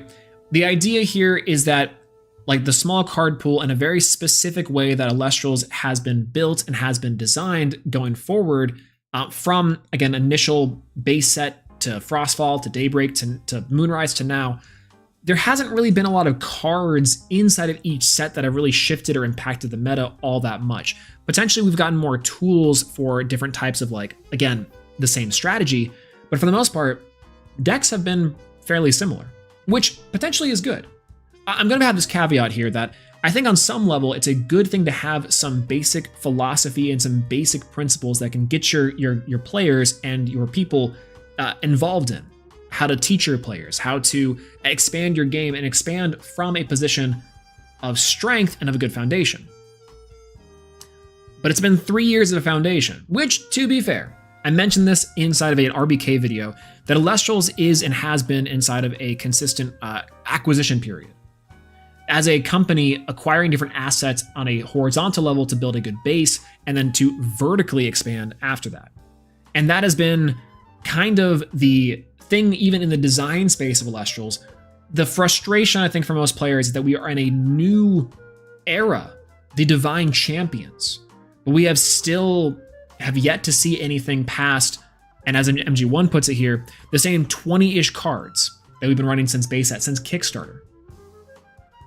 And I think that's been, unfortunately, because of the design decisions and banlist philosophies that we have gotten here. I don't blame Elestrals or the design team for effectively taking it slow. And going into a statement that Dan will talk about here in a minute, building a game that's not lasting 3 years, but 20 years plus. And I firmly do believe that. I do. So I'm going to be giving some grace and some leeway here to discuss the fact that I think that there is a lot of things that have been small that have changed, but for the most part, the slow change of pace and the slow tempo of everything is directly both a good thing for the base of Elestrals, for the consistent growing horizontal and vertical expansion of the game, but also is a very big frustration point. Let's take a look at some changes real quick. There we go. I think here was where I was supposed to go back into the other thing, the 3 sets, no breakfast, by the way. Going back to our previous talking points of the 5's dilemma. Not a whole lot has changed from the 5's dilemma. And in fact, we are almost retreading grounds with a big copy pasta from A-Drive. This is, I initially did see this inside of the Artemis video, and I decided to kind of talk about it here a little bit too. This is very interesting. It's not too dissimilar from the previous conversation we were having about Daybreak months ago, even, right? Months ago, even. Yo, what's going on, Jamison? Hello. I know that people first talk about rotations in card games with disdain, but another thing that that card game like Magic the Gathering has done is spin up formats, Modern, Pioneer, etc., especially when design philosophy changes. Absolutely. And I think Elestrals could actually do that. Again, it's more of an eventual experimentation with these sort of ban list rotations that I think is the key here. But absolutely. Absolutely, absolutely. So let's talk about the things here. I've seen a lot of, I'm not about to, the A drive voice almost came out. You almost got me. You almost got me with it. Not today. Not today. Okay. I've seen a bit of discussion on this and revealed cards thread. I've been enjoying the discourse and feedback. It's been constructive, insightful, and I think helpful for players to express their pain points or wins in this game. A few thoughts. I think at first we all talk about something similar. More varied deck building options. More diversity among decks and less reliance on a few powerful cards that fit into every deck. These are all things we are working towards, but it does take some time. I've said from the beginning that my goal is to never invalidate old sets, rush to power creep, or take Elestrals into a different game so soon in its life. I've said things from the beginning that my goal... I know for those of us who have been here since the beginning, it's easy to be a bit exhausted with certain cards, but for new players, a centralized rune suite is in a lot of ways a positive to ease learning into a game. Agreed. My goal over the next few sets, specifically 5 or 6, 7, 8, dance number, is to, and also bold of them to put 6 or 7 and next to 6. Sworn enemies, those two. After what 7 did to 9. I want to introduce a few different things. New conditional removal that allows varied elements to rid of Elestrals more specifically in the context of their element, less splashability, but decent power level in the context of those archetypes. Exciting. New counter runes that fill the slots of Gorgons and others have. We'll touch on Gorgons here in a second. Currently, Gorgons are really only Elestral, negate, and remove, and in my opinion would have some pretty major consequences. Agreed. In due time. I do have my homework ready to go. Oh, absolutely, and perfect. That sounds great. We have a lot to go over still in terms of the rest of the slides, but for the most part, I'm glad you have your homework ready. We talked about the 5 discussion from previously and how not a lot has changed for the most part. Outside the nuances. We're going over A-Drive's most recent statement about the future of Elestral's design and kind of breaking down some things with it. But also, Bean will be our guest lecturer here in a little bit. But more cards that encourage divine usage, uplift the strategy, and allow for more game plans, focused strategies, as opposed to primarily the game focusing around good stuff piles. And more focus on Nexus cards that generate advantage as opposed to remove opponent's advantage. And Omni runes will be few and far between for a while, as the focus will be not only on including more element-focused runes, but I'll also be putting an even larger focus, including a more varied rune pool in the next set. I think set 6 has 22 new runes, which is the most since base set, if I'm not mistaken. Absolutely. Absolutely. Here's the thing.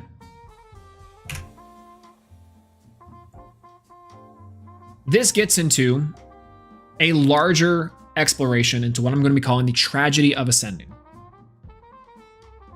Or why no one plays Bandaloon. This is actually a very simple concept here. We're talking about what we might see in the future, what players' grievances are, and what Dan might be talking about in terms of varied deck building options. It might sound like Elestrals is in this big doomer state where we don't really have a lot here. But the problem is that we do, but it's ineffective, right? Where did Dan post come from? This came from the Discord, July 23rd. But hello, PK. Hello. Good to see you. Welcome in. Welcome in. Everyone say hi, PK. Also, everyone say hi, Josh. Hello, hello. Forgot to give everyone a good class hi. But the general idea here is that we are talking about what has really changed from the previous statements that Dan has mentioned about the game and about the over-centralization of cards inside of the game of Elestrals. That people feel like there is not that much varied deck building, same cards over and over again, yada yada. Let's talk about Ascending. Let's talk about Ascending real quick. Or why no one plays Bandaloon. The 5's dilemma and why no one plays Bandaloon were supposed to be like a hand-in-hand together thing. The thing about it is that Bandaloon, I think, is a really interesting card, personally. However, Bandaloon is a card that says a 3/1 Lunar Elestral that says you can expend 2 in order to take control of an opponent's face-down rune. Cool. But it poses little to no offensive or defensive threat, as we talked about and mentioned previously, the 5 and 4 stat bodies that do our laundry for us. All of those things, ultimately,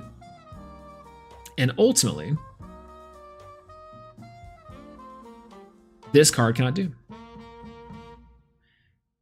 Also, and this is maybe the bigger thing about Bandaloon, and the statement of the year from me, in its iteration and release, wasn't really conducive to the type of gameplay it represents. Let's talk about that. Because that, to me, I think is the major, quote-unquote, major design flaw or major design issue outside of just some general philosophy shenanigans. Again, we'll talk about like the functional 5s and 4s that both do our laundry for us. Let's talk about the Bandaloon scenario. How Bandaloon, the use case, if you will, that Bandaloon represents.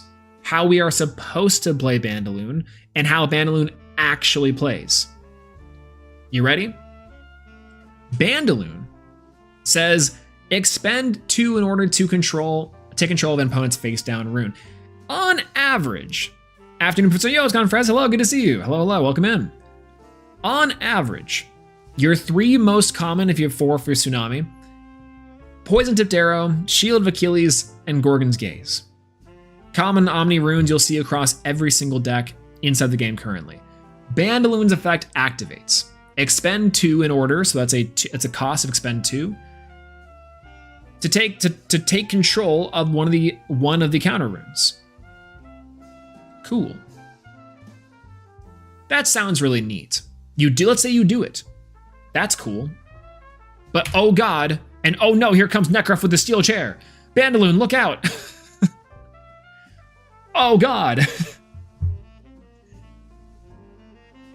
This is the most common scenario for your Bandaloon, the actual use case scenario. The idea is Bandaloon steals the value from your opponent. You take their most powerful cards, the counter runes, some of the best and biggest things in the game.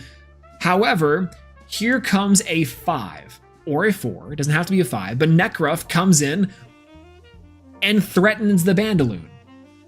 Because of the tempo and because of the pacing of the game, Bandaloon has a really interesting effect. It has the 3s problem of having a really cool interactive sort of ability,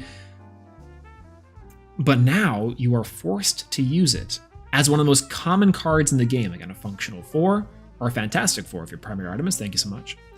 Or a Necrof, a 5-stat body or above, a combat-focused Elestral, comes in with a steel chair.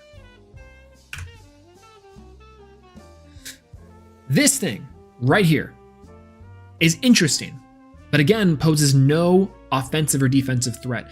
Bandaloon, here's the absolute use case scenario, the real Bandaloon case scenario. It's a 5-spirit play. Let's go back to the Necrof with the chair slide.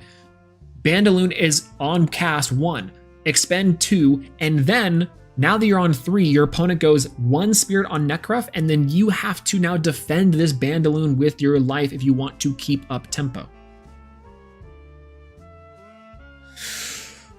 Which means you are spending 2 on average against this Necrof, unless it's Tsunami, which congratulations, you now have only spent 4.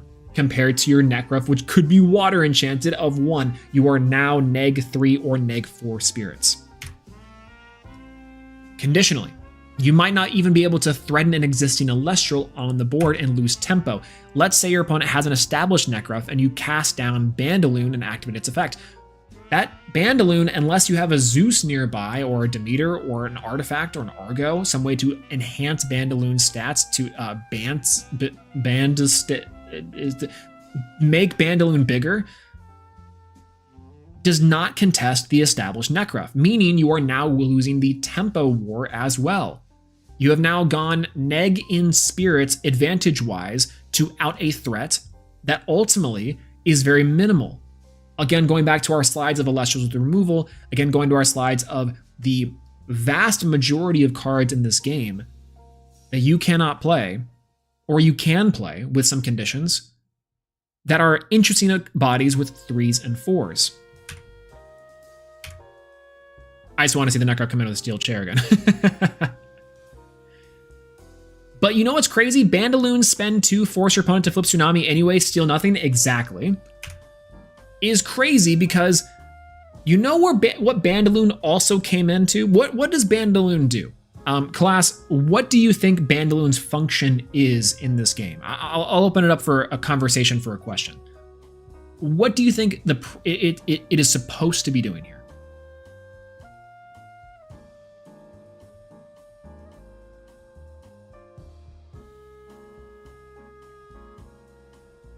Q to find an EQ in opponent's hand. True, kind of. What's going on here? Hello.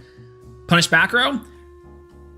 My goat. How are we between the new Rebecca Sugar album and this? Currently just kind of vibing. Exactly.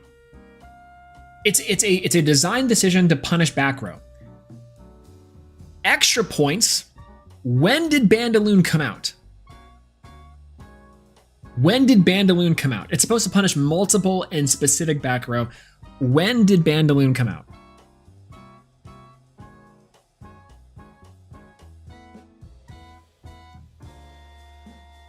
He came out, good for him. True. What's going on, Aqua Dragon? Hello. Aqua Dragon, my goat. The same set as Hurricane. A 3-spirit card that also deals with back row, punishes specific types of back row play. And this card does not lose to Necruff with a steel chair. Incredible. Incredible. So my point of this is to say that Bandaloon is a very interesting card because it has a really cool effect and a very unique style of gameplay. One that I personally really like across the 3s and the 2s of Elestrals. The 3s and 2s I'm referring to as cards that have really interesting effects but ultimately underwhelming stats comparatively to the top 10% of cards in the game. But here's the thing. Bandaloon ultimately gets power crept in its own set, but also does not actually accomplish what's there. Sup, teach him late? I'm in trouble? Absolutely not. Welcome in.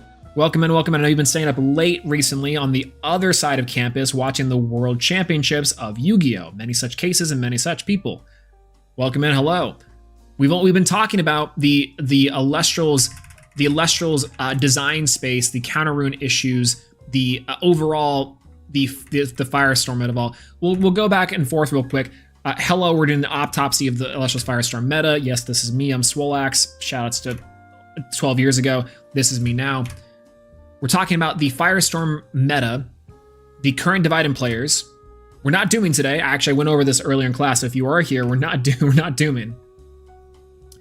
And we've already talked about the different breakdowns of the deck specifically. The ban lists that have came out, the different varied metas that we've had inside of Firestorm, the best decks that I argue are pretty much close enough to what we see here.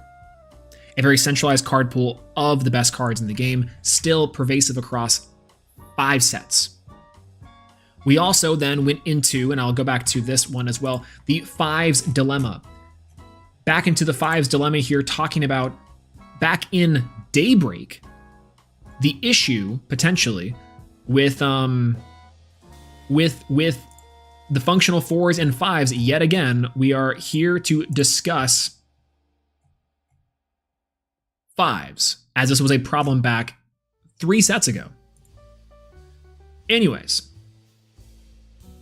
back where we were. The idea that I present with this is that Elestrals actually does not necessarily have a 5s problem anymore, as we have Necruff with the steel chair. Once again. Instead,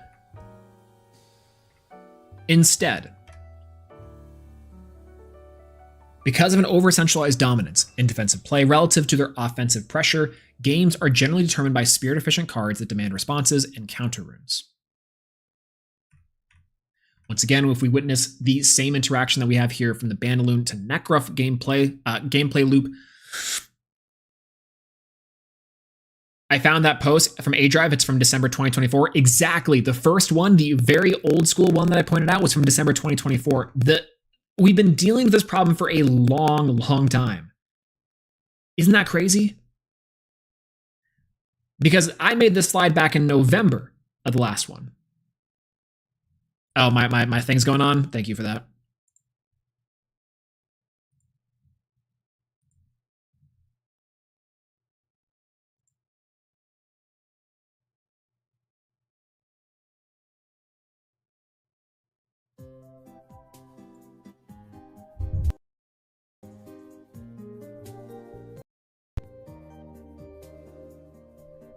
Hopefully we're back. My computer does it sometimes. I don't really know why. But always tell me if my shenanigans go off crazy. Anyways, Bandaloon is the issue. Bandaloon is kind of the problem here. The idea is, on average, your most common scenarios inside of the game, you have a really cool 3 that can write a really sweet book about how they got drop kicked by the Necref. And once again, the gameplay revolving around, and I mean this, over-centralizing dominance of defensive play. Why should we beat Bandaloon with steel chairs? The problem is we should be giving Bandaloon steel chairs. You know what I'm saying? And we tried, but the answer is a lot more different than that. Inside of the game of Elestrals, there's 2 forces at play. Or hashtag at play of Elestrals. We have what I like to call, if you give a mouse a cookie, deck building. Or as Dymax calls it, the Elestrals welfare state.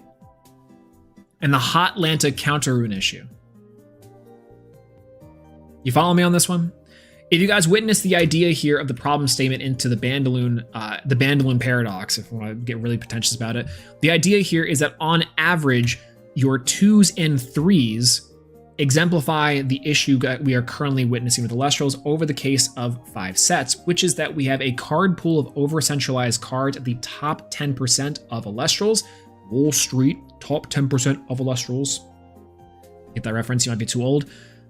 And on the bottom half of that, we have really cool, interesting effects. However, those are not indicative of very deck building, experimentation, and exploration into the game of Elestrals. And that's because of the 2 current forces at play. Let's talk about the counter rune dilemma. Shoutouts to Nelly. Now, our counter runes of the game, for the most part, are these. These are the counter runes we've had for the most part. We have some new counter runes in the Wind Suite, but for the most part, this is what you'll see across every single deck inside of the game of Elestrals. Hands down, full stop, all the way back from base set into now. Gorgon's Gaze, Poison Tipped Arrow, Shield of Achilles, and Tsunami. I think personally the best designs of these cards are Gorgon's Gaze and Tsunami. We talk about Poison Tipped Arrow and Shield of Achilles here in a little bit. Those are my least favorite counter runes. I'm not even necessarily calling for a ban of these cards, but I do think these cards exemplify and showcase issues with the game of Elestrals in terms of its tempo and pacing. Again, the FTK of 2 Elestrals and a counter rune. We'll get back to that. So the thing is here, my proposed theory, and something that I think is not necessarily lost on Elestrals, is that this is how top players view playing Elestrals, which is interesting. We talked about this with the 5s dilemma. This is the same slide we witnessed earlier, just ripped and put into this slide, which is that we have Elestrals that can deal with most Elestrals and are virtually immune to, at the time, this was the Daybreak slide, 3 to the 4 common counter runes. 3 to the 4 common counter runes. This is how top players evaluate their decks and evaluate Elestrals. Again, if we go back all the way into the deck building of the top tournament decks from Firestorm even, look at these cards. These cards contest, and potentially in combination with other cards, contest the powerful suite of the most over-centralized cards in the game, the counter runes, as well as combat each other, and again, 90% of the card pool. Anything with a 3 stat or below, defense or offense, gets here. There are some exceptions, of course. Foamy is one of them. But That is what we see across the board, and Kinleo. Kinleo is a powerful effect, but again, exceptions to the rule. But for the most part, a functional, a fantastic 4, and a silly 5 with counter rune sweep is your options here. But top players are consistently evaluating these games and these decks based off of these questions. Does this play around the counter runes the most? And can Elestrals beat other Elestrals? That's the only two considerations that you really are having to make, is how does my deck play around the most powerful cards in the game, aka the counter runes. It really speaks to how Elestrals is a game about ending your turn with clearing their board or pay the consequences. Absolutely. And that is thus the question later. The question is, can you deal with this board?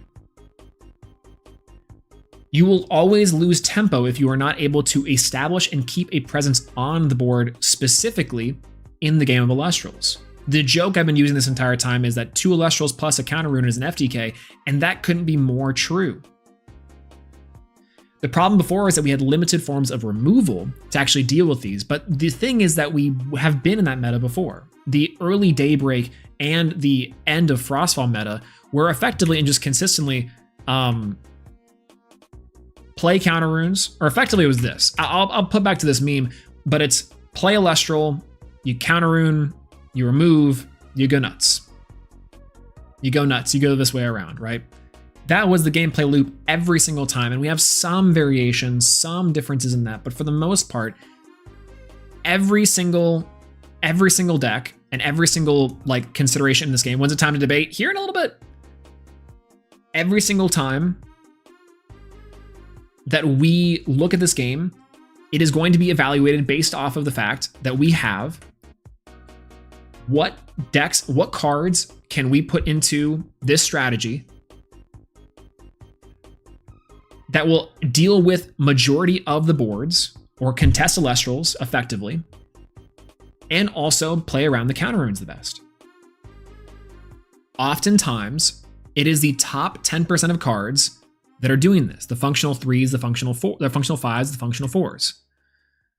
Again, I point back to Cyprong here, OG Cyprong, because even as a 4 body, you stick the Necruff plus a 4 body and a counter rune, you are vastly more well positioned than your opponent to win the game. That is not always true, and we do have decks that can help combat this, and it's no secret that we have a lot of decks inside the meta and have evolved some decks inside the meta to effectively try and combat this, but this is still a fundamental like position in Elestrals that you'll find yourself in. Is I have 2 Elestrals on board, and I have a defensive option that I have to now out-tempo my opponent. If you are not clearing the board constantly when Elestrals proposing 1-for-1 trades, or potentially back to the 5's dilemma of proposing 2-for-1 trades with your counter runes and with your Elestrals, you are behind tempo-wise, and that's perfectly fine. That is a tempo question of the game. That is not necessarily an issue to be solved, but it is a gameplay loop that we've been seeing persistent since base set, extended base set theory, right? Particularly with these 2 counter runes. I know the hot button issue is that Gorgons, anyways, cast Urskull. See, that's the point. I think there are some exceptions to this rule in the form that like we've been seeing some decks perform at a level that's able to like really enable you to play the game. And I think the Bear Bomb and the Bear deck is a great example of a deck that furthers the design space of Elestrals and getting to these big win conditions in the 5s and bombs and presenting interesting gameplay. That's a great example, I think, of a way that Elestrals can move forward and has moved forward in its design space. But again, more often than not, you're playing the same gameplay loop we have been for a couple of years now. I point to these 2 cards specifically as the problem cards with the tempo-based gameplay of Elestrals. On some level, I don't actually think Gorgons is really that big of an issue. People think that Gorgons is that bad. I think Gorgons is fine at 3. It's the only card that's not necessarily true removal and requires you to pair it with an Elestral to actually have some sort of a value or some sort of tempo gain. Whereas these 2 cards are not only win more cards in the terms of like Poison Tipped Arrow going first, but also potentially a game closer with Poison Tipped Arrow, and also a game closer with Shield of Achilles. I point to the gameplay loop of Elestrals at the moment, from what I personally kind of feel like, is this. This has kind of been the gameplay loop of Elestrals for most games in Elestrals. Fire Artifact, Bears, I think, are two shining examples of the decks that have propped up in recent times that offer a sort of reprieve from this sort of gameplay. Gorgons is kind of necessary evil as well. I don't even know if it's a necessarily evil. I think it's actually just a load-bearing good card. It's a non-removal card that, yes, checks off a bunch of boxes and a bunch of lists, but I think it's also a very well-designed card because of that. It does your laundry too, but also it teaches you a lot about how the other mechanics work in the game, Ascensions and Nexusing. And Tsunami, I think, is also a very well-designed card in the way that, again, it's not just hard removal, and you have to have certain deck considerations to actually play around it. Some cards are just immune to it, which is, Tsunami's been one of the most well-designed cards in this entire game. The problem, I think, has always been removal. Now, Poison Tiara used to be worse, so we'll say that. But Shield of Achilles, too, these cards are tempo cards. And as tempo is so incrementally important to the game of Elestrals, you can easily slip into, and unfortunately, to counter the point of A-Drive back in Daybreak, into a game that is unwinnable. Specifically, too, because certain decks just are gate-kept by removal. This also, unfortunately, does allow certain decks to perform. Both scenarios are necessarily true. A constant suite of counter runes and how you use those, when you use those, is just equally as important as having them in the game. And so it's hard for me to truly say that these are necessarily issues, if not they're just factors inside the game's life cycle, the game's gameplay. We point back to, again, building your deck and making those concessions of what is going to be most effective against the most powerful cards in the game, Elestrals and counter runes. And yet still, this is still the gameplay. A tempo-based one-for-one style outside of a few examples that you will see more often. I think Cyprong is a great example of a card that's not even necessarily spectacular, but can contest, again, 90% of the card pool in most specific scenarios. That gets me into if you give a mouse a cookie. Again, we talked about it a little bit too in the fact that, like, for the most part, this is going to be your most common idea before you get into a game of Elestrals, is how you're going to build your deck.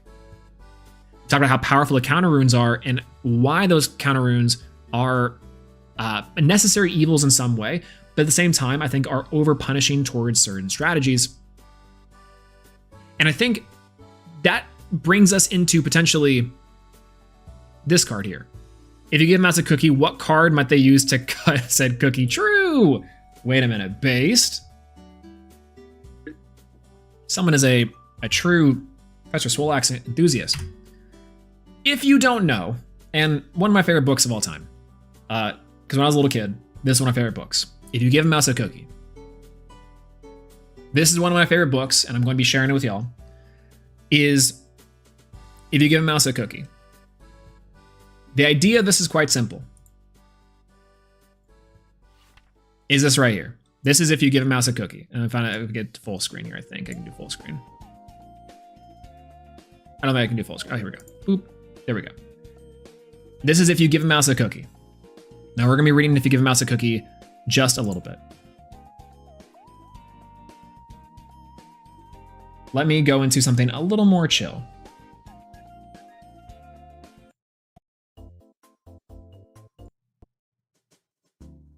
There we go. No. Hold on. I got you. Hold on. I got you. Hold on.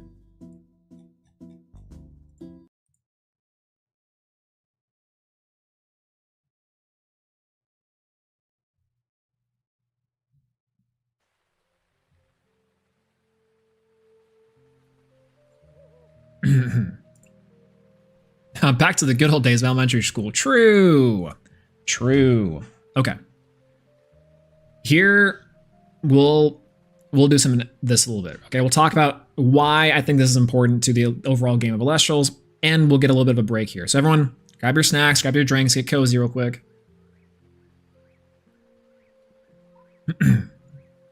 And if you have kids around, absolutely welcome in.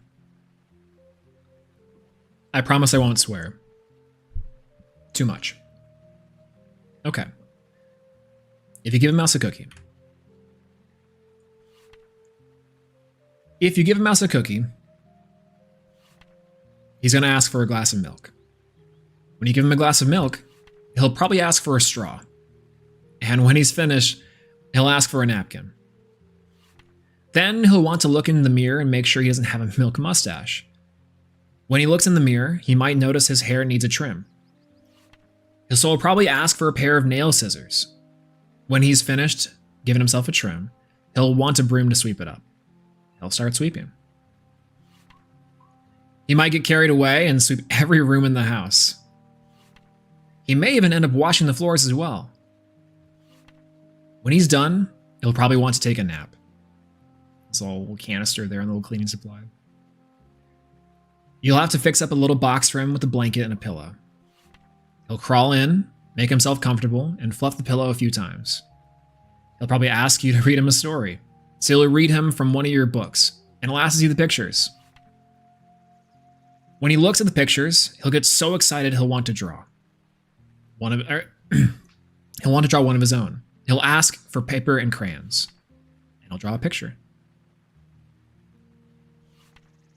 When the picture's finished, he'll want to sign his name with a pen. Then he'll want to hang his picture on your refrigerator, which means he'll need Scotch tape. He'll hang up the drawing and stand back to look at it. Looking at the refrigerator will remind him that, well, he's thirsty. So, he'll ask for a glass of milk.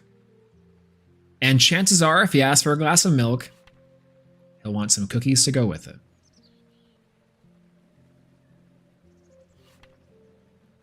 And so if you give a mouse a cookie, he's going to want a glass of milk.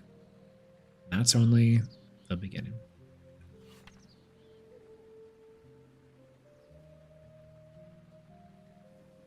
And that's if you give a mouse a cookie. This book is very cute. And I think this book is unfortunately, as well, a very nice detour as we've had from our revival there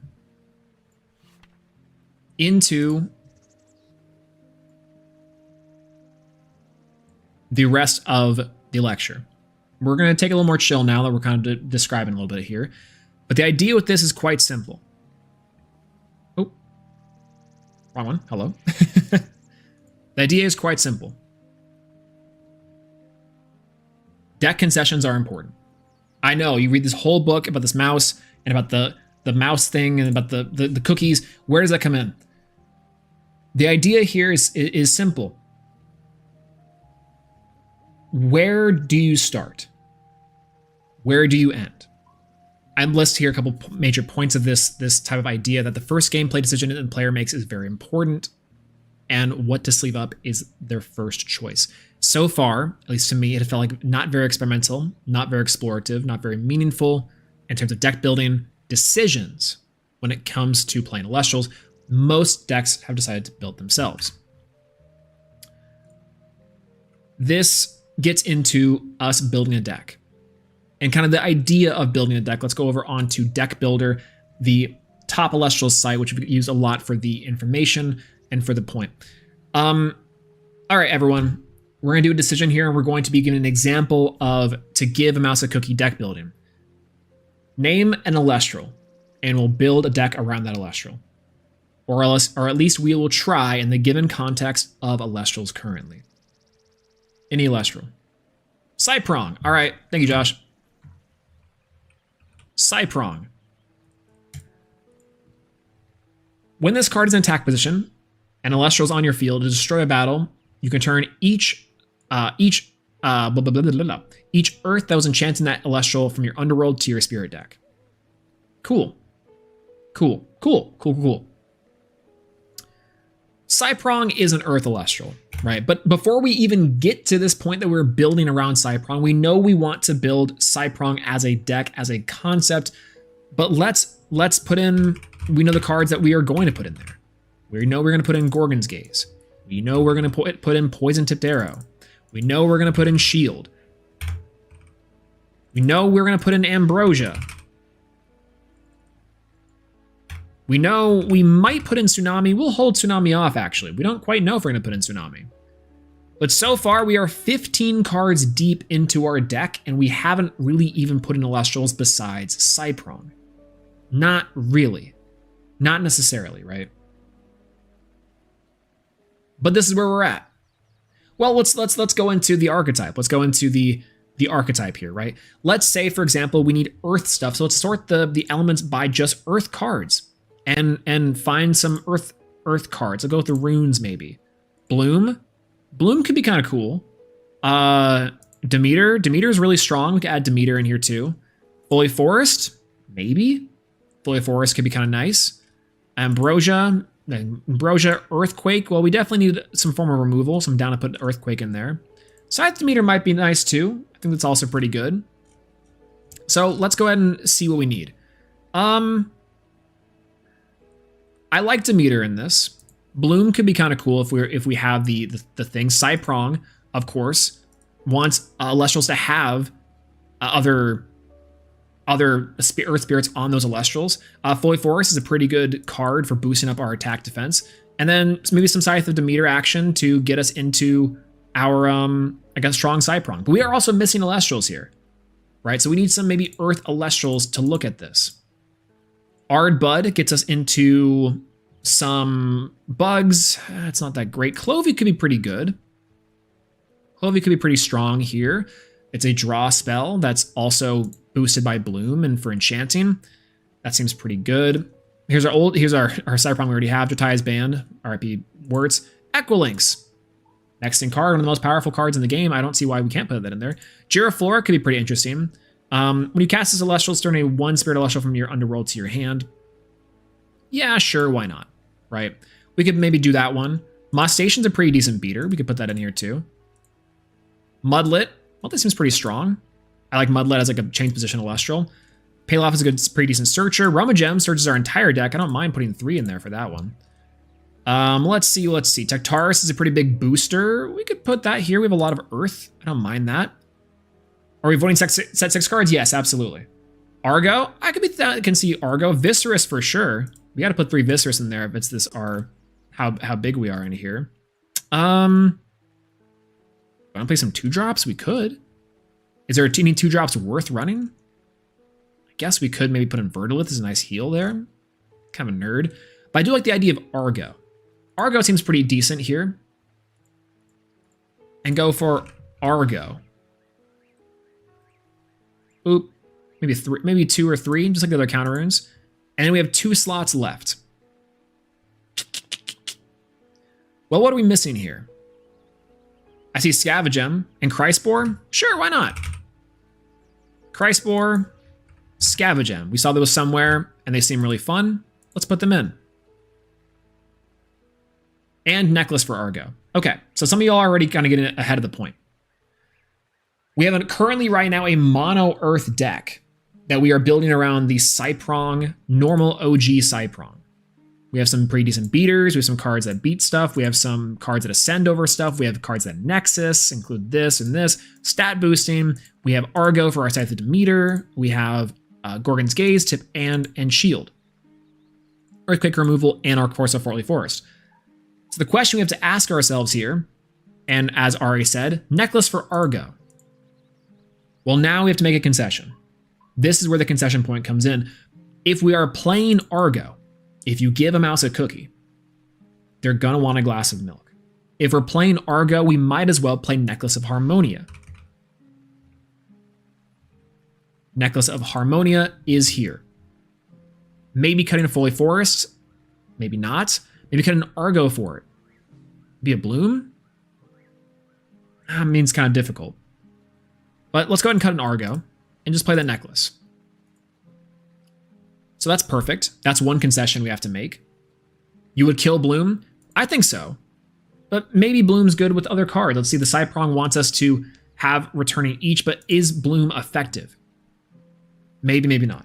It's good in the case that we're playing Equilinx, which are playing Equalinks, we might as well have Nexus Banks, which we do have the Demeter, we do have the Fully Forest. If we're playing Argo, then Argo, we probably should be playing Necklace and aside the Demeter. If we're playing cards like Viscerus, well, Viscerus is a really good card that requires you to potentially play things like Altar of Stars. A Nexus card that allows you to swap positions, and we also play the Mustations. We might as well try to fit in a card in here that allows both the Mustation and the Viscerus to get full advantage.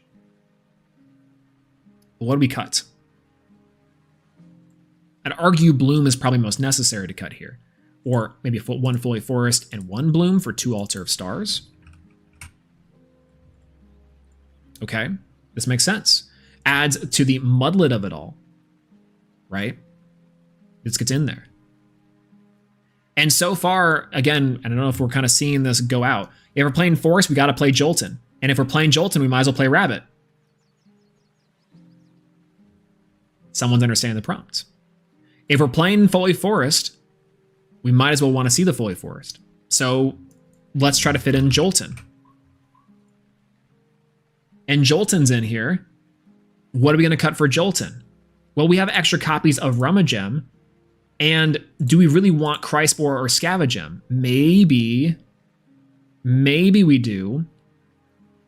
Maybe we cut the counter runes. I would say we probably can cut Cryspore and put in 2 Joltons. And then if we're playing those Thunder Spirits, already ahead of the class, you get extra points. Why don't we just play Astrabbit, which means what are we cutting for Astrabbit here? It'd probably have to be Tectaurus, it'd probably have to be the Scavengem, and it could probably have to be this Bloom. We're playing the Thunder Spirits. We also might as well play Zeus. We could play 1 Demeter, 1 Zeus if we really wanted to. And then we could definitely do that, but that'd also go against maybe our Equalinks line here. But now you're starting to see the point. 2 Rabbits optimal, true. We can play Zeus there. But the question is always going to be this. Because this I don't even think is necessarily even a bad strategy or a bad deck. Rummagem can switch stuff, Mudlet is pretty good, but is Mudlet ineffective? Why am I playing Mudlet when I can just play Eddie? Because Mudlet's really good in Element, but we're not really playing the Nexus stuff anymore, not necessarily, and Eddie's a much better all-arounder card. And now that we're playing the Water engine in this, well, it's hard for me to not want to play Tsunami or Champ Galaxy. Exactly. So we then see the problem. Champ Galaxy, the Poseidon, what's this going to go over? And it might be the Moss Station. Moss Station is generally going to be functionally the same as an out to your Rabbits or some hard out Elestrals as a 6 body. And so maybe putting in 2 of your Champ Galaxies is good. Already slot in the Eddie. We might as well play Tsunami in here. Maybe like 1 Tip Arrow down. Maybe even 1 Shield down. Like we could do this, right? And look at that. But does this look familiar to anyone? As we're taking this little side tangent into this deck building, does this deck look familiar? Champsies, Rabbits, Ambrosias, Viscerus, good stuff pile. This goes from an Earth-centric deck and an Earth-centric build by just asking a very few simple questions of saying, if I'm already doing blank, why don't I just do the quote-unquote stronger version of that? You got Thunder and Water, so you might as well try to sneak in a Hurricane and Wind Spear in there. Garrett is correct. And true. Wow, it looks like an Earth Thunder list from Daybreak. Exactly. Exactly. We didn't really do much changing. We didn't really do much at all here, for the most part. Now, what is Cyprong doing there in a list of full of good cards? Yeah, what is Cyprong actually doing other than the fact that I just like Cyprong? If the answer in the question here is like, I just like Cyprong, that's perfectly fine. And that is actually, I think, a much better and a much more acceptable answer to the Elestrals deck building problem is if you just like the card, cool. That's perfectly fine. If you just like the addition of the card because you like the Elestral, that's perfect. That's absolutely perfect. That I literally cannot say anything to that. other than the fact that you want to play Cyprong and then go for Cyprong. But what is Cyprong doing in this list? Going back to our autopsy here before, what other things can we do here? You know?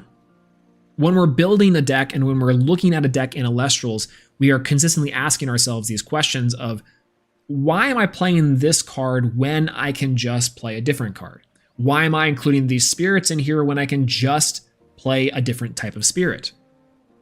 I could just sneak in one copy of Hurricane in here, you know? And that wouldn't be too crazy. You could just have it. You're already playing Thunder and you're playing Water. At that point, too, you might be able to ask yourself, well, why don't I just play some Wind cards? And why don't I just make this Pen Terror, right? This is a very roundabout way of saying that the deck building concessions in Elestrals starts with your Mirepoix. It starts with your counter rune and generic cards that are really good, and then potentially building around, again, a problem of, yes, flowcharty element deck building. But isn't that just the nature of the game, right? Is there'll always be stuff that outclasses other stuff? Yes. That's also the thing, too. That is very much going to be talking about what we talked about in, what are effectively going into, I think it's here? Yeah. We're a little bit early on this, but the Melee versus Smash 4 of it all. Conceptually, inside of Smash 4, inside of Melee, they are both kind of different sorts of games. Obviously, the design of Smash 4 is a little more set in stone. What I would say is that Bayonetta and certain characters inside of Smash 4, if you played Smash 4 at all, are just strictly better than others. There's not a lot of generic tools or options to allow those characters to beat other top characters after a certain point. Based off the kits, based off the tools, based off of what they do, there is very limited options that some of these lower tier characters and lower tier players, lower tier like options can do.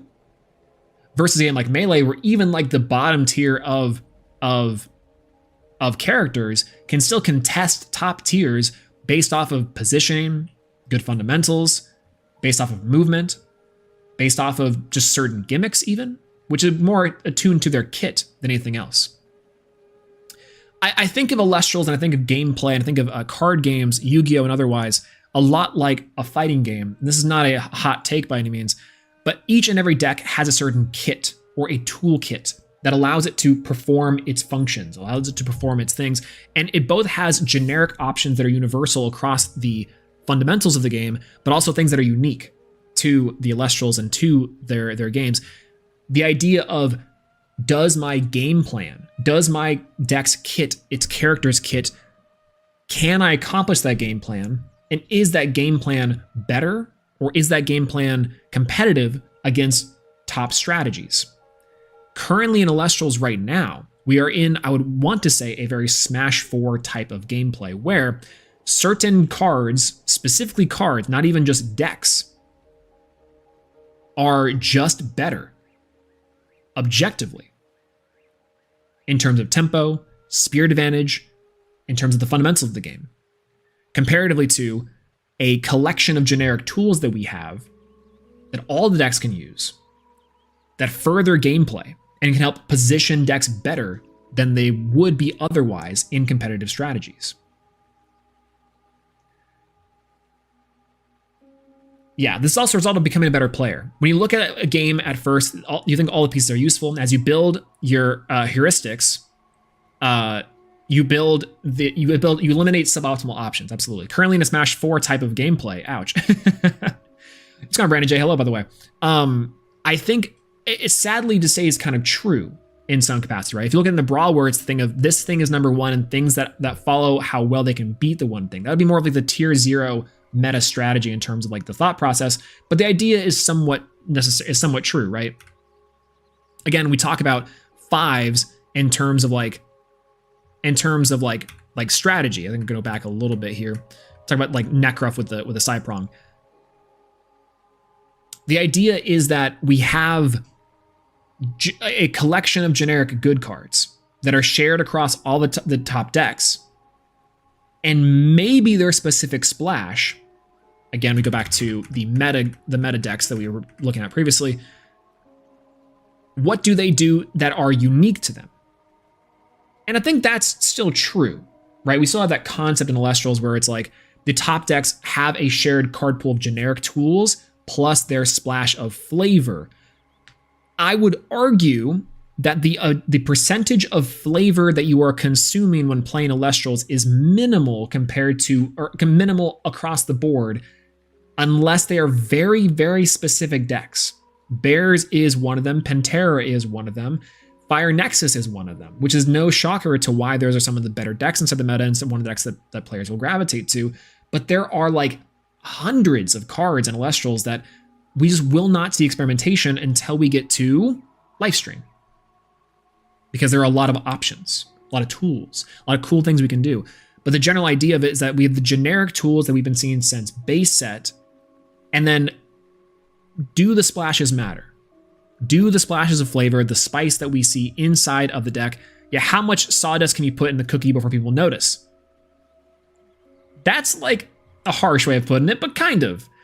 The idea is that like, I think the shared concepts across the board are very skill testing and do make a lot of sense.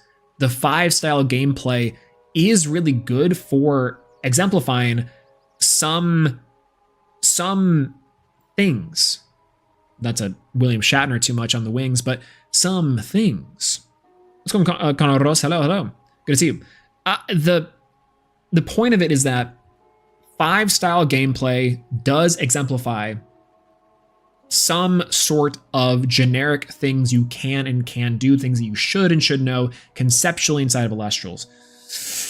But I think what players are dissatisfied with currently, going back to the good stuff pile, going back to the welfare state of Elestrals to give massive cookie deck building, is that there are so many 3s and 4s inside, or 3s and 2s inside of Elestrals that are very, very cool. But because of the deck building concessions and deck building decisions that you were making inside of Elestrals, you are often never going to be seeing that, which leads me to believe that Champ C is not a whale, but instead is a spider. This is Champ Galaxy. Champ Galaxy is a 2/5 that says when this galaxy receives 1 or more water, you can swap an Elestral's attack with its defense until the next turn. What is this Elestral? This is what really opened my eyes up to the specific problem, quote unquote, with the remainder of the card pool outside of the generic options. Because technically this is a generic option, but is the best generic option and is effectively power creeping / is the poster child for a deck called Spiders. This is Rybot's list from the very, very first Firestorm premiere. Very interesting strategy that included some of the generic tools like rabbits and joltons and counter runes. But you notice that this deck is also playing Hestia, very unique divine rune. Hestia's Hearth, very unique paired divine rune. And Arachne's Lair, a very specific archetype-based deck, or base card for this deck. Some would just boil this down to just a simple idea of an archetype-based gameplay, which I do think is somewhat true. This deck has a cohesive identity to it.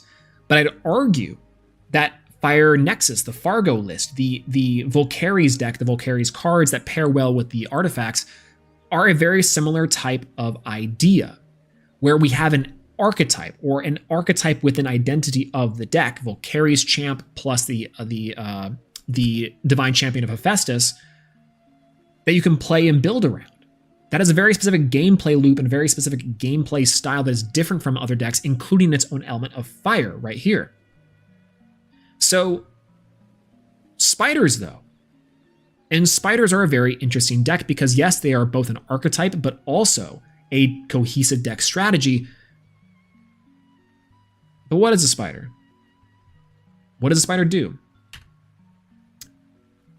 Can I come over and stare at you like this, by the way? What's going on, Tyler? Hello, good to see you. I think there's not enough or any reward for playing one element, rather not having a specific, you're not specifically punished for splashing too many elements. You were at a certain point, because like the idea is, not to say that's like, it's half correct, half not correct. Because I agree with the sentiment though, is that the idea is that it's too easy to do the splash. There's no particular reward for not splashing. In fact, you are in some cases punished for making it mono, because there's just so many other good cards that you can reasonably play.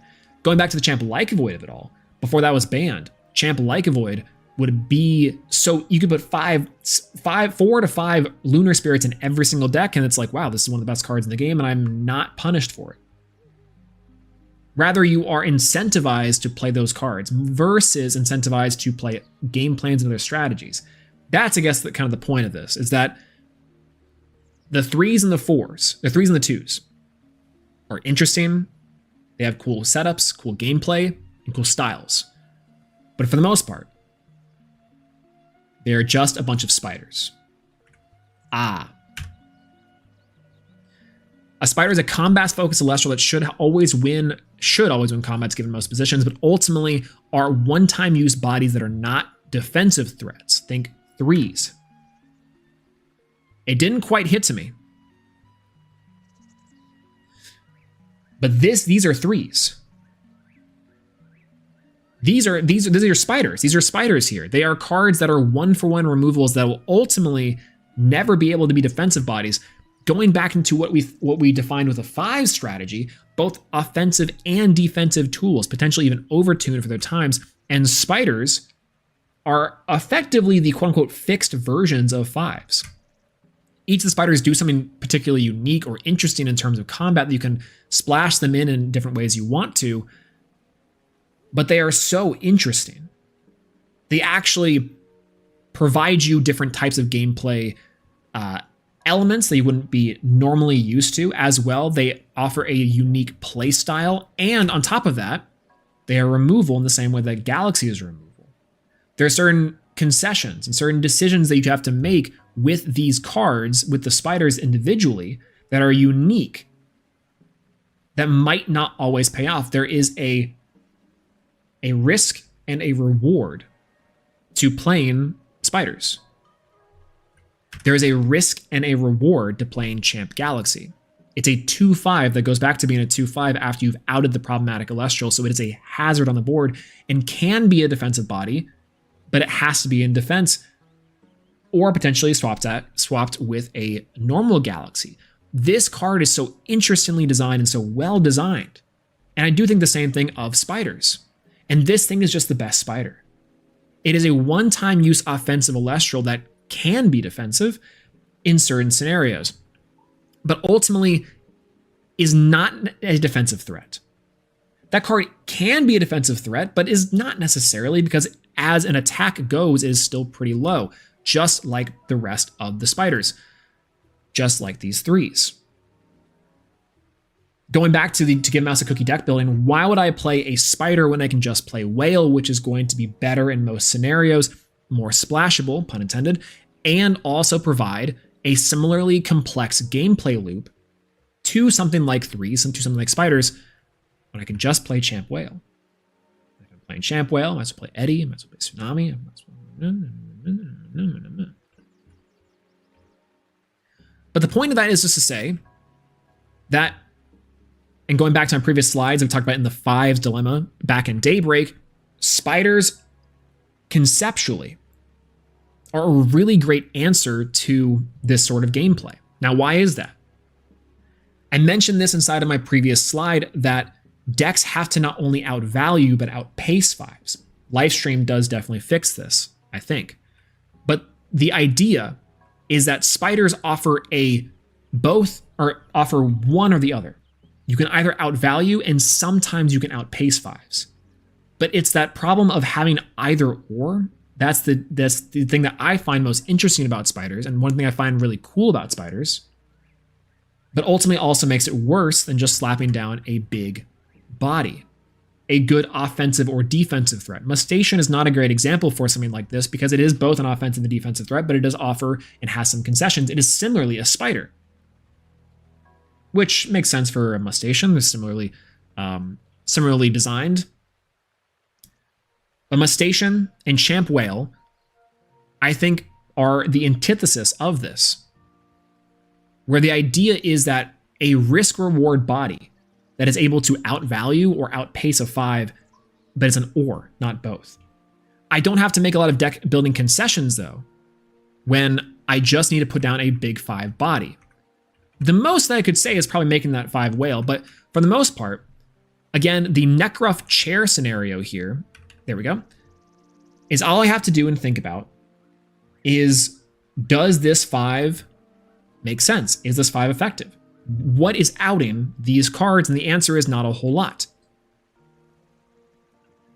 To kind of rein it back in just a little bit to this to make it make more sense, the idea is that Champ Whale, I think, is a very well-designed card that answers a lot of these problems for Elestrals. And this is kind of the idea that I love to see from cards like the Spiders and cards like Mustation, or even cards like the 3s. Interesting effects and interesting cards that do things, that advance game states and advance boards, that don't necessarily serve the dual purpose of both the offensive and defensive threat. A 5/1 body in the Sorlet is just offensive and defensive enough to where you have to have an equal or measured response. And again, like we talked about, a 5 or 2 plus a counter rune is usually FTK. I mentioned this too, that as the card pool develops, players and elements within the game will receive more tools for varied game plans and interactions that will hopefully allow them to compete against any strategy.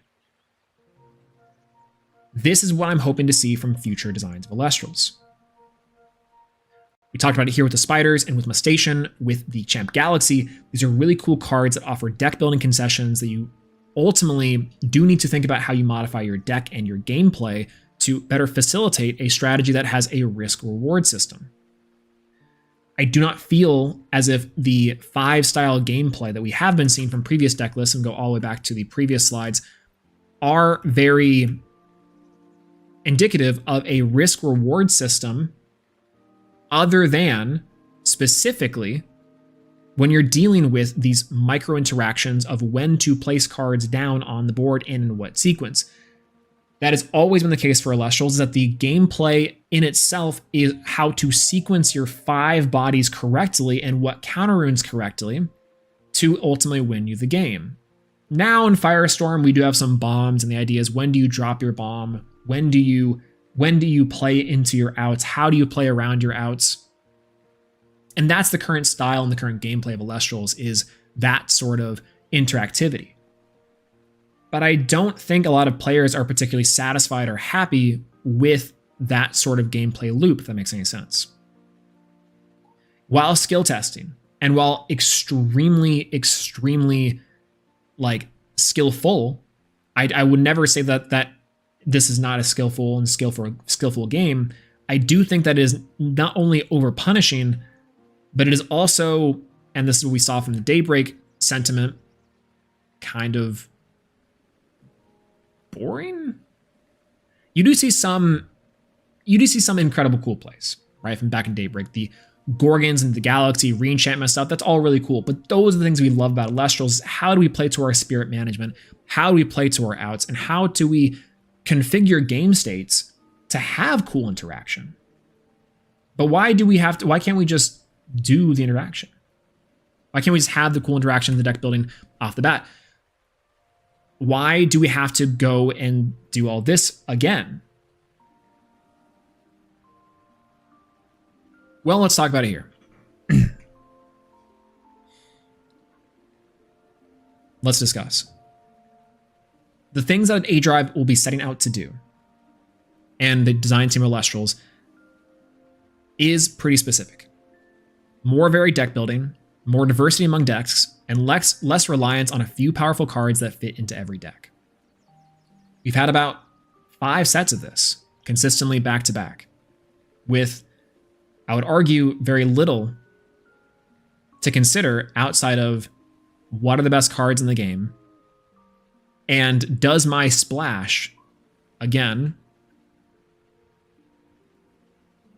play around Elestrals and play around counter runes, the two most over-centralizing and the two most, I'd argue, prime gameplay loop of Elestrals. Does my large body out another large body?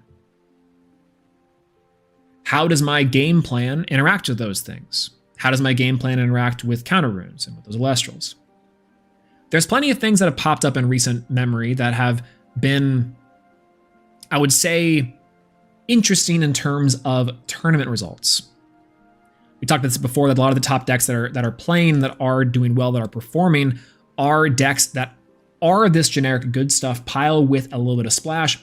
But some things around the bubble and some things that have done pretty well, even in the top 16s, have game plans. Things like carry off, things like oh my god, like the foxes for bow. Like there's so many cool strategies out there that do stuff. But there's so many times on a macro gameplay level that those points are too far few and in between. Bears, I would say, crosses that threshold. Pantera crosses that threshold. And again, Fire Nexus and Argo decks cross that threshold. But until we get more design decisions like a Champ Galaxy, like the Spiders, we will be seeing the 5-style gameplay for so long.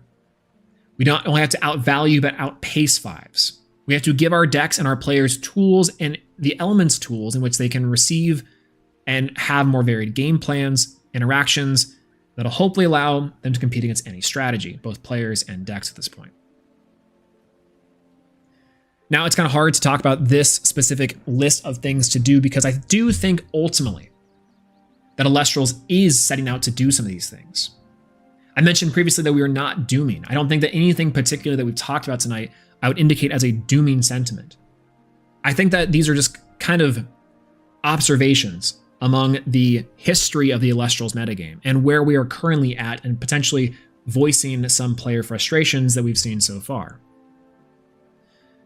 But I am really excited about Livestream. Livestream is a set that I am thoroughly pumped for. Thoroughly pumped. And are we out of extended base set theory with it? I think maybe. Look at this spread of Elestrals. All the problems that we talked about before with having varying deck building concessions. We are starting to expand the card pool out to see cards that do things, that have decent stats, that have powerful effects, that have interesting gameplay mechanics, that I can see now in a wider vision of Elestrals, how I have to maybe make some concessions on building these strategies, these decks. What's the most optimal way? I don't know if I can play 5s anymore. Some of these strategies vastly outpace and outvalue 5s.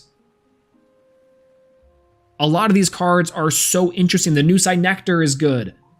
The Iwooly, Locagon, Smeltongue, my beloved, New Cyprong, Novacore. Who knew Novacore was going to be good? Shoutouts to Bo all the way back in the day, testing out Novacore early. The new Smoltuga is terrifying. The new Foamy is crazy. Both Foamies are crazy. But I think this is the idea. Not just the Elestrals, but the counter runes. More ways to play around things, more ways to interact with the game, and to not just have a tempo-based style, okay, I win, okay, I out this. There are so many different things to consider with cards like Rise in the Shadows, with Ice Age, with Dionysus Madness. These cards are so cool. And I think ultimately speak to the vision that Elestrals wants to have, which is a showcase and representation of their key elements, their actual Elestrals, their individual cards that are iconic. Playing your favorite Elestrals, playing certain cards that are cool to you, and having different ways to interact with those things and interact with those games. The Elestrals themselves are much more interesting, much faster paced, much stronger than just a 5 body alone. Which, don't get me wrong, 5s is still a very big number and a very strong strategy inside of this meta, but you will ultimately get outpaced by some of the faster, more interesting, more complex ideas inside of Livestream. So far, everything that I've seen, everything that's been revealed, we have more reveals along the way. Keep an eye out for your favorite presenters. Is very cool and very interesting. The counter runes and the rune suite that we've been seeing from Elestrals, even the divines too, Dionysus and Aphrodite.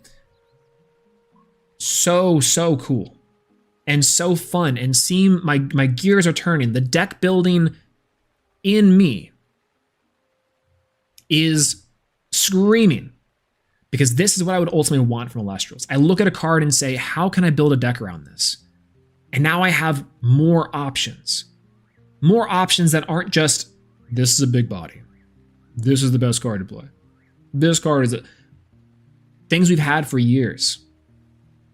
We are now, I think, shifting into maybe what even Divine Champions Firestorm initially wanted, which is a more varied showcase of faster gameplay and interesting styles. But I've been held back by tempo-based, or rather slower tempo-based gameplay surrounding a few key cards. So ultimately, let's check this real quick. More conditional removal that allows for various elements to rid of Elestrals more specifically in the context of their element. Less splashability, but decent power level in the context of those archetypes. New counter runes that fill the some roles of Gorgons and others have.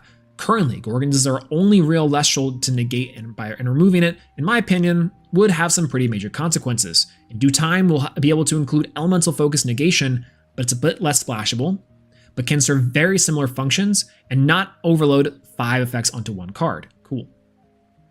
More cards that encourage divine usage, uplift those strategies and allow more game plan / archetype focused strategies, as opposed to primarily focus around good stuff piles. More focus on Nexus cards that generate advantage as opposed to remove opponent's advantage. And Omni runes that will few and far between for a while, as we focus on not only including more elemental focus runes, but also be putting an even larger focus on including a more varied rune pool into the set. Point back to, again, our live stream examples. Extremely excited. Extremely excited. I want to talk about this real quick, because I think this is going to maybe illuminate some things and give some grace to ultimately how the balancing of these games can be very complicated. This is a Valorant article from years ago now from the key devs. I think that so far with balancing games like Elestrals or anything that's at a game design period in terms of a fundamental level, it's important to look at how different people kind of think about this and process this, because I do think it is a varied philosophy inside of different games. This is from 2020, talking about effectively the do's and don'ts from the balancing perspective of a game like Valorant, which is a very complex, very explosive game with a lot of different variables. I remember in an interview with one of the lead character designers of Elestrals from Valorant talking about how it's like threading the eye of a needle. The smallest change in one direction can ultimately hurt the game for the worse and explode it into the sun, or undertune something so bad that's unplayable. And that's a very fine line that I know the Elestrals devs, I know A-Drive, I know plenty of other people inside the team walk every single day of trying to find out, okay, this game, is it broken or is it saved? Either or. Let's look at the philosophy for Valorants here. We'll prioritize audiences we think take the game in the right direction in its current state. We'll have to make trade-offs with which audience we're aiming to balance for. It won't be for every player. Sounds familiar. We won't make every player happy with our changes. Sometimes we'll need to make or not make changes that will go against what our players want for the greater game. Sounds familiar. We'll rely on human judgment to contextualize the game data. We won't be entirely data-driven. Sounds familiar. And we won't seek a perfect 50-50 balance. When everything is 50-50 across the board, the decisions per session become less meaningful, you could say, robotic and formulaic. The human element of making decisions provides decision points that players can weigh the trade-offs of. And ultimately going into the gameplay loop and the design philosophy loop of everything. Intel, planning, executing abilities, shooting, we have the data, the players, sourcing, designing, approving, and going from there. This is all very similar and all what we're kind of getting context to. If you're all familiar with game design and sort of this idea of a gameplay loop of trying to make live service games, but also just games in general, this is pretty important to think about. It's not just Elestrals, all your favorite games, and all your least favorite games. They all go through the same idea of, hey, we are making changes. We are looking at problems, but we are solving them one step at a time in accordance to how, let's say, A-Drive and the Elestrals team view the game. So far, from base set onward, we have seen a design philosophy of being very onboarding. I mentioned this previously, that the Elestrals is in a very big acquisition phase of acquiring different assets and making sure that its player base is growing before it goes vertical. And I think our worry and I think our reluctance to say that Elestrals is moving in a position and forward in a direction that we can all agree with might be stemming from the fact that we potentially, and again, have been in this for a long time. Approaching it from a new player's standpoint is very difficult, but understandable. I think ultimately, we wanted from Firestorm, the Firestorm fajita, to be a set that to change Elestrals, to fulfill the promises and to fulfill the ideas that we've been having for this game for a long time. Our ideas, maybe not even necessarily Elestrals' ideas. And I think, unfortunately, Firestorm has missed some of the marks that we want from it. There's a lot of really cool cards, a lot of really cool strategies, a lot of really cool ideas inside of Firestorm, but Champ Chrysor, new Viserys, Volcaries. There's like 6 cards in this set that I think have ultimately seen widespread play. And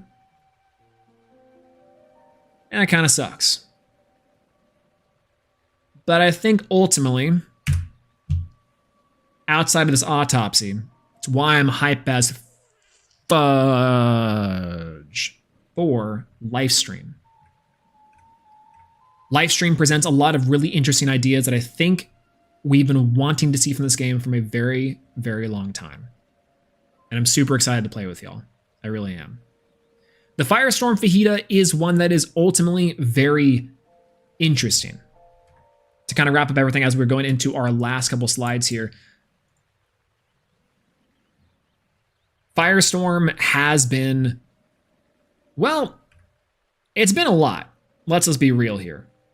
We've had 4 banlists in Elestrals so far. We've had 6 premier events, one coming up very soon. I hope to see you there. I will be playing in the last one of it. Josh won 2 of them. Shout out to Bean Soldier in this one. Holy God. And we have seen the shift of deck building from just 5s to incorporating some of these gameplay styles. Again, we talk about these bombs, but like that's the game plan, baby. That's the game plan with it. And we have effectively still a fairly diverse meta with a lot of little concessions. We had a big ban list that addressed one of the problematic cards and some other problematic cards in the game, but we are still within the realm of tempo-based style gameplay and some glimmers of cool interactivity with some of our favorite Elestrals. Once again, we broke down how not a lot's changed.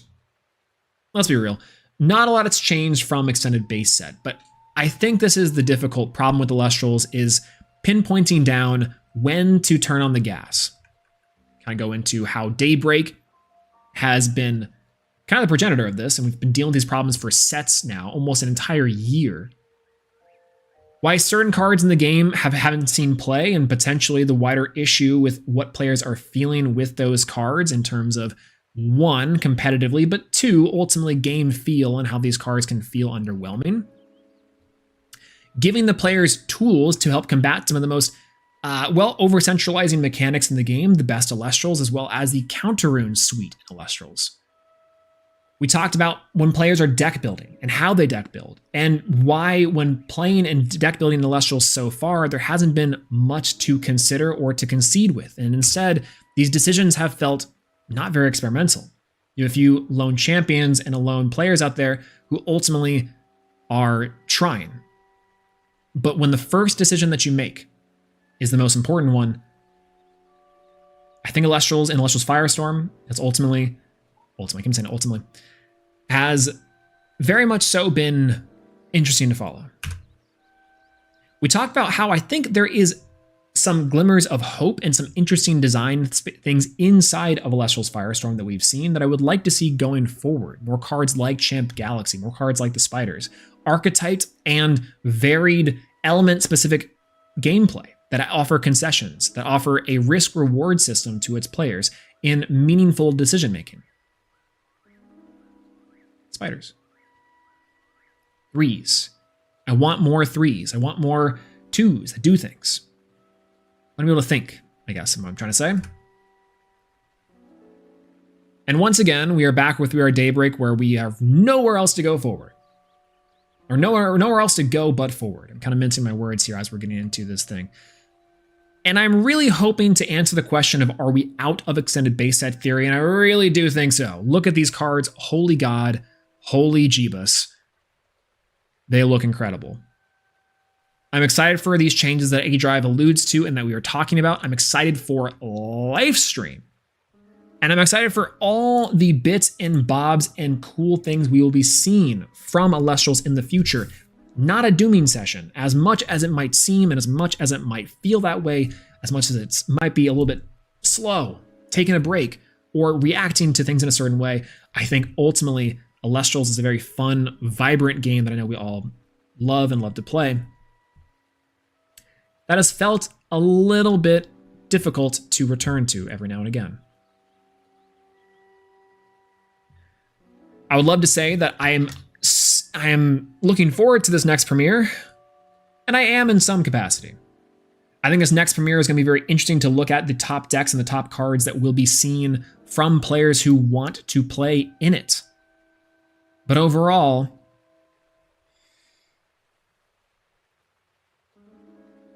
I don't know. I'm looking forward to Kisame.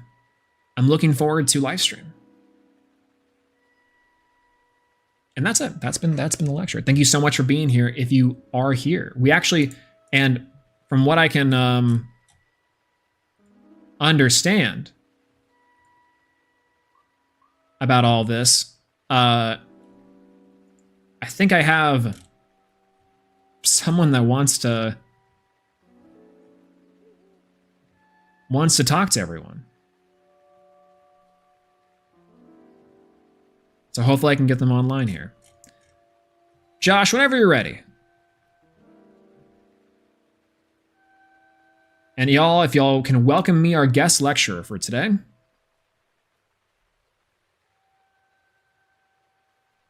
And talking about Elestrals as a whole in its current state, we have Bean Soldier TV. Hello. Hi. Hi. How's it going? Doing pretty good. Everyone, do you hear Josh? Do you hear our? Yeah, I'll talk a little bit more if everybody can hear me. Let's see. But hi, chat. Hello.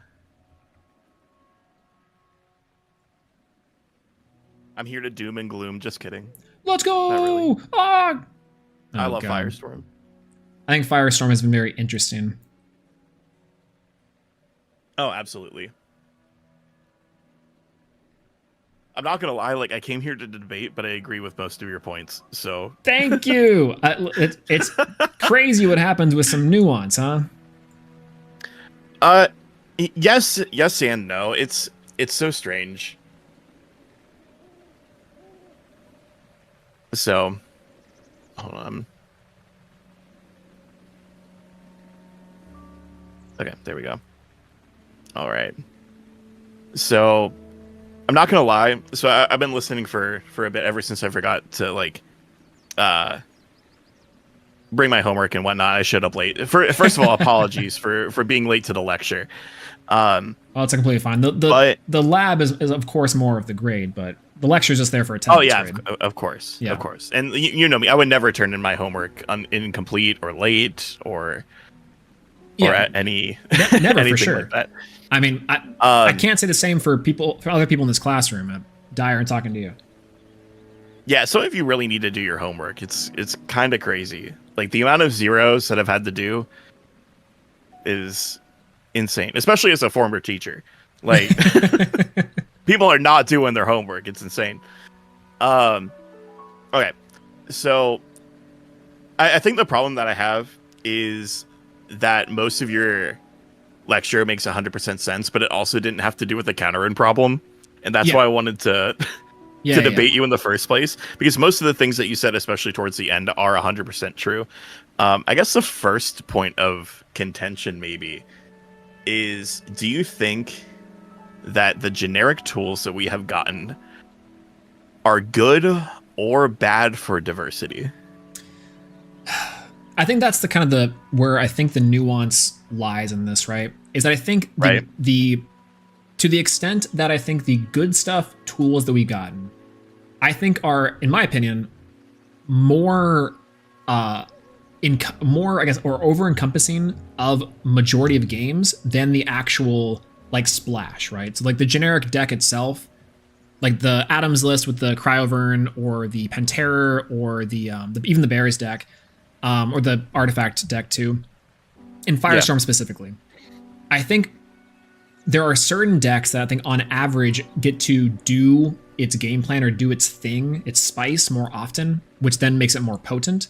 But for the most part, I think a lot more games on average are won off the back of the generic tools, which I think makes the game feel very samey. And so I think the question for me is like, to what extent are those generic tools more powerful? I think is way more, or vastly outweighs the game, I guess elemental or specific deck options.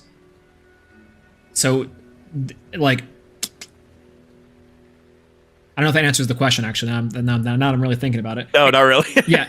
So that's kind of the point. I think that it's good for it's good for diversity in the way that I think certain players will put in the generic tools and build other decks around it and just be like, well, this is my deck plus the good stuff, right? Yeah. I think that for otherwise, though, it's bad because I think for players who are looking to play decks with like specific game plans or specific Elestrals they like, I think the potency of the strong generic tools vastly outweigh those options, if that makes any sense. I think to some degree I would completely agree with that. I guess the thing that I have a problem with, and this just goes for like a lot of Elestrals deck building in general, is that a lot of people aren't taking advantage of some of these tools to be able to make their favorite cards work. And a lot of players are very, I don't want to say stuck, but unwilling to use the powerful tools that are available to them to make fringe, rogue, locals friendly strategies as competitive as possible. And I think that maybe this goes down to like is this argument for competitive play or Elestrals as a whole? Because maybe from competitive play it's a different argument than if we're talking casually. Yeah, right? Agreed. Because casually you can do whatever you want in this game and have success with it. Like you could take whatever strategy you want to locals and compete. As soon as we start to talk about premieres, now we have a different conversation to have. Because is there a reason that you should be able to take Cyprong to a premiere and top with it? And I don't necessarily know if the answer is yes. Like there should be value in powerful cards as options and powerful decisions. Like I know you have the carry off deck on the screen, I think this is the Ruley list, right? Yeah, this Click one on top 16. I think This list is great. I think it perfectly exemplifies like the point that you made earlier that like a player utilizing the generic tools to further like a interesting strategy or a deck or game plan for like carry off a previously like kind of underexplored Elestral, or even White Rebellion playing like a Verdalith and Phallocane list inside of this with 3 Spinosect. And again, very good players. They're playing even Experimented Divine Healing. Like I think that to your point about like from a top player's perspective or from a competitive angles perspective, this game does have I think it's fine to have a meta game or having like some cards that just are just going to be overpowered or rather power creeping other cards. Like to give amounts of cookie deck building, I think is very much okay to have. I think my concern is that the disproportionate like number of cards that I feel like are even remotely like experimental are so low. And that is mainly due to the card pool size. And it's why kind of live stream gives me some hope because there's just so much stuff to play around with that seem viable. Yeah. But I think that's maybe like the points. I agree with you that I think at a top level, it's completely fine to have things that are like tiered. But I think overall, still the generic good stuff is kind of the determining factor of is your deck running it or not. Yeah, I think the other thing that maybe contributes to not even necessarily the problem, but what we see is the amount of tournaments that are actually being played, especially the amount of tournaments that we actually see deck lists from. Because if there were more premieres, or if there was even like a tournament that was hosted by Elestrals that is a step below a premiere that was hosted weekly or like every couple weeks, then you would start to see some of the experimentation happening that you wouldn't see in these premiere events that maybe people are taking to locals. Like I think that there is a good reason that we haven't seen Foxes represented at a lot more events.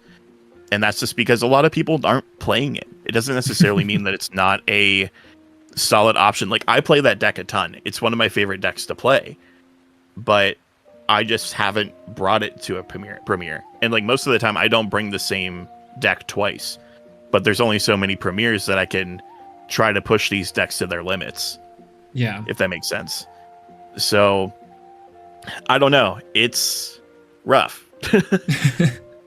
As far as like the experimentation side goes. Yeah. Because like the that's I think more of a question of like showing people what they don't know, right? It kind of from the top player perspective, kind of enabling players to see strategies. Like again, the carry off is a great example here of like, hey, this has some viability, or like you shouldn't count out this strategy because of X, Y, and Z reason. And the Foxes are a good example too. I think Bo is like a master chef at what she does, and it's like, how can you take cards that even have like some indicators of fringe or like cusp play and then do well with them? That kind of lends to like my theory before that like top players when they're bored decide to experiment, but I think still that increases the problem in one way, that if we did have more tournaments, I still think that we would see the number of those types of decks. They might exist, but I'd argue that they'd probably just still be what we've been seeing so far. Even in Firestorm, we've had 6 premieres. Have there been 6? There's been 6 and a PNM. PNMs don't really count, but like, there's been 6 premieres. I don't think there's been 6. Yeah, we've had... There's been 4. Five with Cards HQ. Yeah. Yeah, there's... Because... The 6th one, there 6th one was coming up. The first one... The first one I won with Blizz. Yep. The second one I got second. Yep. The third one was Cards HQ. And then there were 2 more. And now we're going to get 1 more. Okay, 6 total, including this upcoming one. Okay. Yep. Yeah. And technically split which feels really low. Like... between a ban list, too. That's also important to note, I guess. Yeah. Because it's split 3 and 3. Yeah. Yup. Yeah. These month-long breaks have been rough. That's also part of it. Like, To be fair, that's based off of, I know the Elestrals team is hard at work getting ready for Kiss Me and etc., which is great. This is the first time we've also had a regional season too. Yeah, the regional season's been, again, I think the regional season also does, if we take the regionals from like this card pool or from the data set and we put it and try to match it with the premieres, I do think it's a majority of like Bears, it's still Penterror, it's still the same decks we've been seeing. Yeah, we're very much in like a 4-deck format. Yeah, I think so. For sure. Which I don't think is a bad thing. Like, I think that is very welcome from a competitive perspective to go in and out of a very wide metagame to a focused metagame, because you know what to expect, and sometimes it's the Wild West. Yeah, agreed. I think that's part of like this. Again, it makes this like such like a weird time, right? Because I think the question of, and to put up the call out for some people on our channel, I think this is like a perfect case to that. Like, I don't think this is a dooming moment for Elestrals, right? It's part of why I think this is it's completely fine that we have 4 decks that do stuff like pretty different from each other overall. Like, I rope in the 5s list to the Penterror because I think they can be interchangeable or somewhat similar, and there's shared elements across all of these, but yeah, the 4th deck that you don't have up here is Heal. Just no one's playing it. Yeah, it's just representation wise. I think it's kind of different for sure, and that's very viable still. Or you could even put Thunder up there for representation. Yeah, on the cusp of all these decks is we have Thunder, we have the Carry Off deck, we have even like the Wire Rebellion, just plain Spinosect list. On the fringe, there's tons of stuff. Yeah, which is I think is incredible. But again, I think to the point of this is that the 3 to 4 decks that are probably the best decks in the room, I think are fine. I do think we've been inside of that though for quite a bit of time. What do you mean by inside that? Like we've been like what is that? So thinking about this from like the extended base set theory, the decks themselves really haven't looked that much different up until we got the champion Artemis, like Void really, which definitely is like the biggest shift in the meta that we've seen since base set.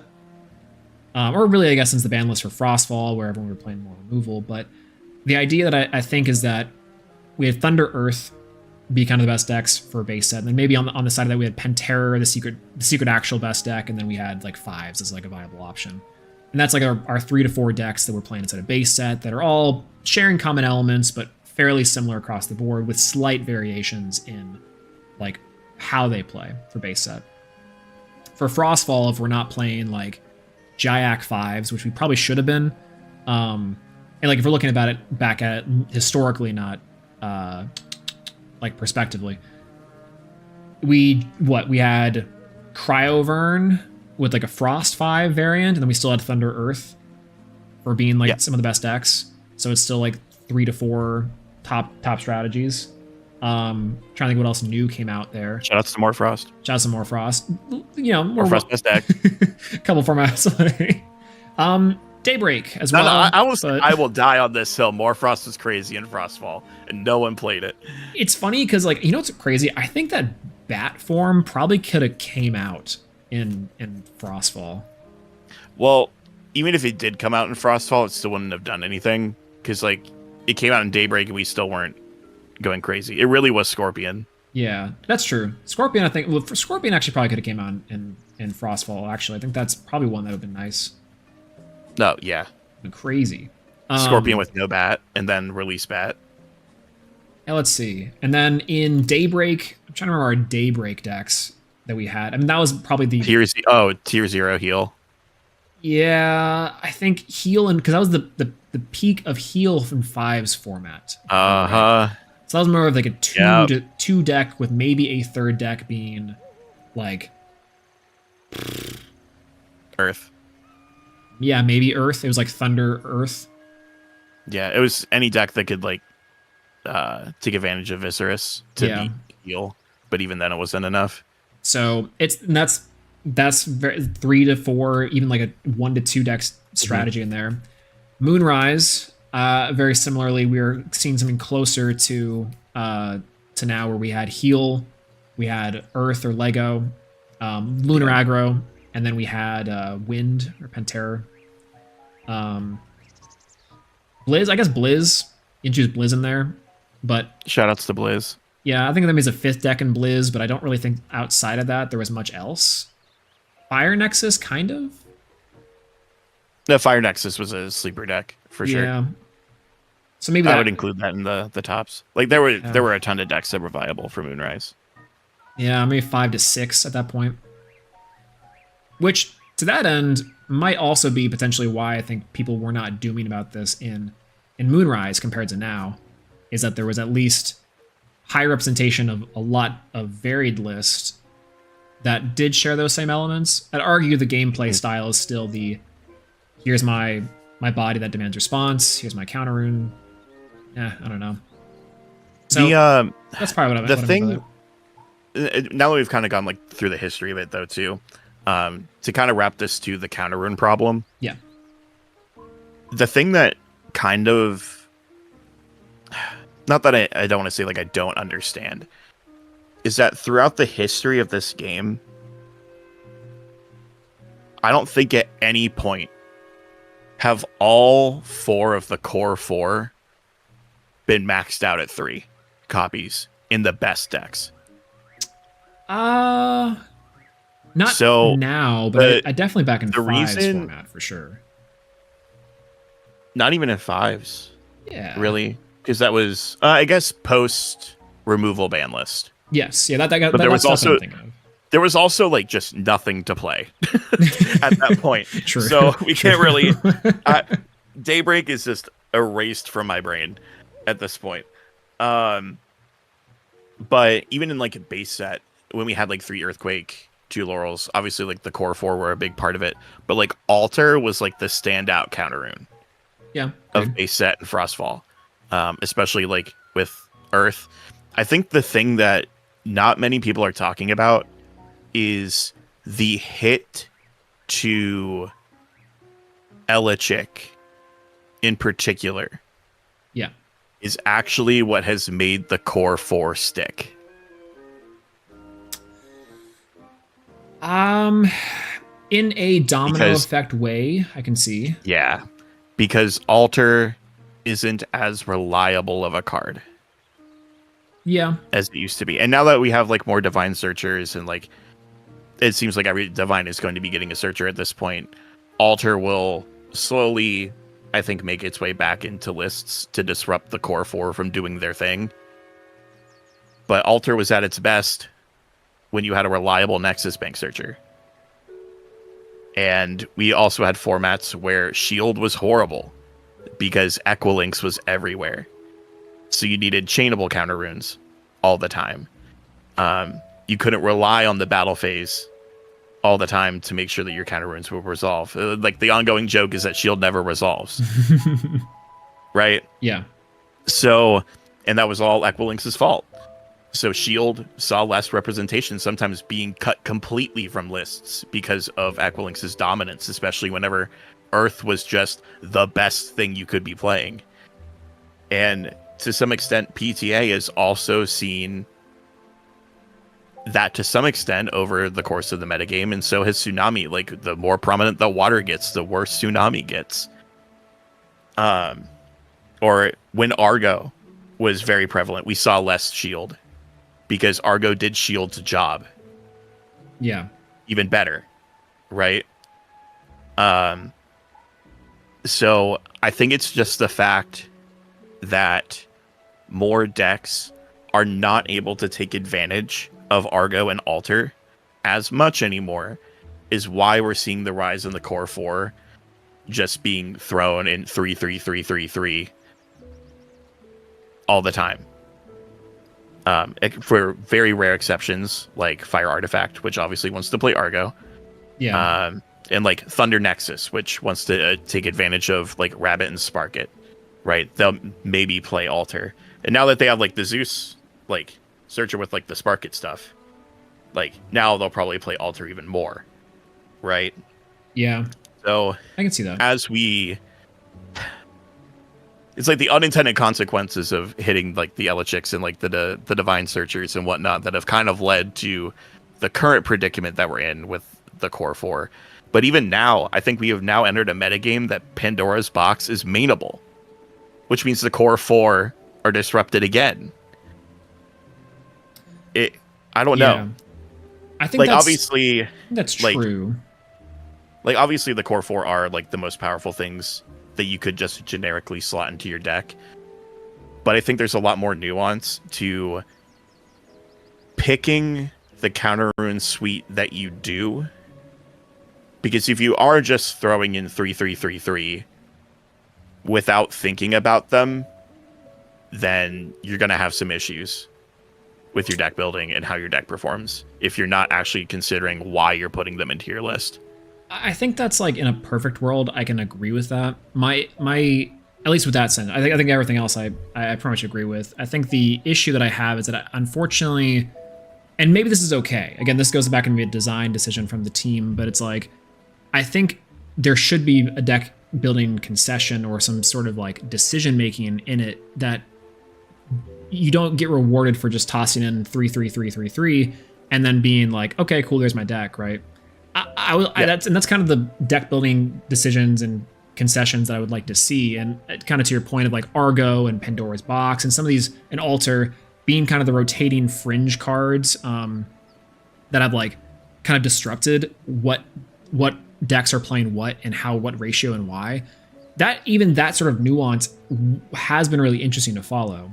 And I think it speaks to, again, why right now, like the Core 4 being all encompassing, which they have kind of been before, but it feels that way even more so now because decks have less of a reason to even consider their other ones. Pandora's and Argo probably, but like Pandora's is probably the only one is actually, I think, new in terms of like, this is an interesting card that offers something different. Spoiled Fruit, I guess, too, is another one to consider. Yeah. But again, side deck option, more or less. So I think that's maybe to the counter rune portion of this. My main point with it is I think that they are over encompassing in terms of their mechanical use in the game and that they don't really require players to consider what to play. You can just be in multiple game states where these are just like the determining factor. And that kind of feels bad from a deck building perspective. I think especially pairing that with overly powerful or overly defensive and offensive threats of Elestrals. Whereas before, I think you're right with the Elechik and with like more Argo play, they offer different types of Elestrals and different types of counter runes to kind of inform a deck. If that makes any sense. Yeah. Especially Alter. I think Alter is one of the shining examples of a card that like is just so powerful. Yeah. And it's really cool. Such a cool skill intensive card. It's super sick. And I wish we could see that more, right? So I think we will see that a lot more in live stream, thankfully. For sure. Yeah. Especially the Divine Searchers and whatnot. As the Elechik replacements come back. Yeah, especially. Which is kind of cool to see. I think that live stream as a whole, even just like the counter and the runes that we've gotten so far that are showcasing Dionysus Madness is such a cool card. And I love how I have to say to myself, okay, this is a card that I might have to actually cut cards for. I remember early on in Daybreak playing Bloom and the Mudlet. And turns out we could just play the OG Earth list with just Mudlet, no Bloom, and that would be fine. Yep. Play Mudlet Eddy, and it's like, okay, cool. But we experimented really early with Bloom as like, oh yeah, like this is possibly a way to trigger more Visceruses or more Mudlets. But we didn't need to. So it was like immediately found out that that card was fraudulent. And it's like, that I don't want to be the case for cards like Rise or Dionysus. And I do think that this so far, both of these seem like powerful enough even on the surface. and individually Yep. that can offer some concessions. The I'm not trying to spoil too much, but maybe Swollen and I'll have a tier list coming out over the coming days, and we'll talk about all of the live stream reveals. So maybe keep your eyes peeled for stuff like that. But I'll leak this one a little bit early. But like Dionysus's Madness, just on its own disrupts the core 4. It's so good. This is a card. This is a card that makes me question playing Rabbit anymore. Right? Yeah. Isn't that neat? Oh, it's awesome. Or like Rise from the Shadows is a cool one that like yeah, do you want to run this and maybe a Lunar Splash in your deck? What kind of Elestrals do I need to run to facilitate that? Or do I play like New Moon and the Poison Tipped Arrow card? Like maybe that's enough to facilitate like its condition. Ice Age, I'm a little bit this one throws me off a little bit, right? Because I'm like, it's giving one of the best elements already, like something even more. But no, I think you're right. Yeah. Dionysus Madness is one that's like, as soon as this was revealed, as soon as Adrian talked about this card, I was like, we are so back. This is so cool. Yeah, I know like a lot of people like eyeing up the Dionysus stuff, but like the fact that Viscerous turn 1 is a crazy play again. Mm-hmm. Just go like Vis, set Madness, your opponent goes Rabbit. Cool. You can't skip your battle phase, so battle phase Madness, switch your Rabbit to attack, they have to crash into your Vis. Like, now I get 2 Vis, and I got my normal cast on the following turn. Like, Yep. Come on. It's cool. Or Earth best deck again. Like it's just We're so back. You're so back. We're Back to base set. It comes back full circle. Earth best deck. True. No, but I think that you're right. So as far as like the couple portions of this, and I think obviously like the clickbait of it all is that we're talking about the counter rune problem. I think to the mouthpiece of people who are frustrated with the counter runes, it's more of an understanding that the counter runes and a very few powerful selection of Elestrals make up the majority of the gameplay for most of Elestral's lifespan so far, which I think can be okay, but ultimately has overall been the theme for Elestrals, and we've had it for just such a long time. Yeah, I guess even to loop this whole thing back to the good stuff cards again, like the generic 5's good stuff cards that get slotted into every single deck are the ways to also then beat said back row. Yeah. And I think that there's this very nice harmonizing balance between the two, that if we didn't have these strong generic staples that you can put into every deck in terms of like Elestrals, then you don't have strong generic answers to the strong generic back row as well. So it's important for both of these to exist alongside one another, because if one was overpowered and the other wasn't, it would be an issue. Like, it would be such a problem.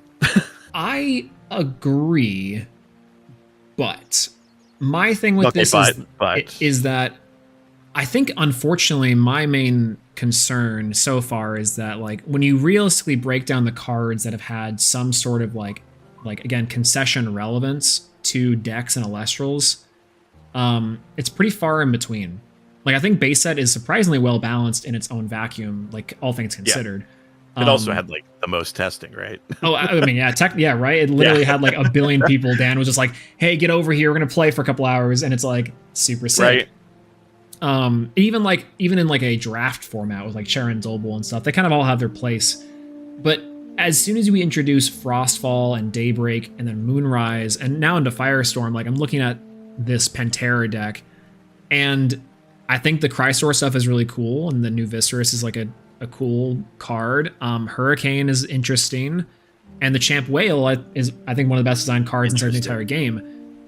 But like, for the most part, this deck looks exactly like how I used to play it back in base set, and it's like that, or alternatively, like, we have some cards in the Frostfall lineup and some of the Frostfall All-Stars. Eddie is pretty good, but there's such a small percentage of cards that have actually really changed a lot, it felt like.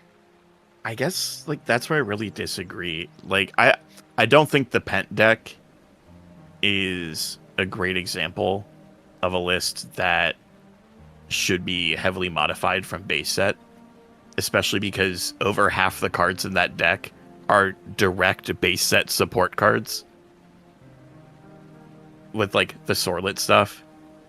That's true, but I guess the And question like is that, Hydreigon itself, like what so else like does I look at the Wind deck get? like counter runes aside, Yeah, right? If you even look at like the bear deck, yeah, like the bear bomb one that just won, most of those cards are not base set. If you don't look at the counter runes, they are all like new inclusions to some extent, like Lavalith, Majursa, Eddie, Galaxy Champ, Darpoon. Like I think Rabbit is the only base set Elestral in this deck.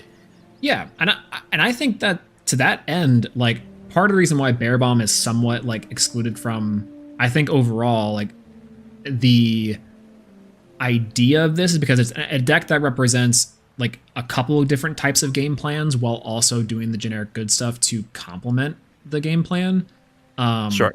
And even like Ursicle is like a risk reward there, which I think is fairly well designed. Like this deck in its current state is like a pretty good masterclass in what I think Elestrals decks kind of should be, right? And then there's obviously like this is like the Josh Trish brew of it all. But it includes like interesting good stuff cards along with a game plan. And I think that's like, for the most part, you can kind of see that in some of the other decks that are even on the fringe. But the issue I have is that there's so few far in between, I feel like, in terms of performing lists or decks that are consistently putting up those results or those top ideas, compared to like the Fire Artifacts or the Wind list or even just like a general tempo pile, which is still like a very viable option. No, but I mean, like those are the decks that are putting up consistent results, right? No, that I guess that's what I'm saying. That there's outside of those strategies. Oh, like you're saying, like outside of the decks that are putting up consistent results. Yeah, like you don't really see. Decks are very like homogenous. Yeah, exactly. I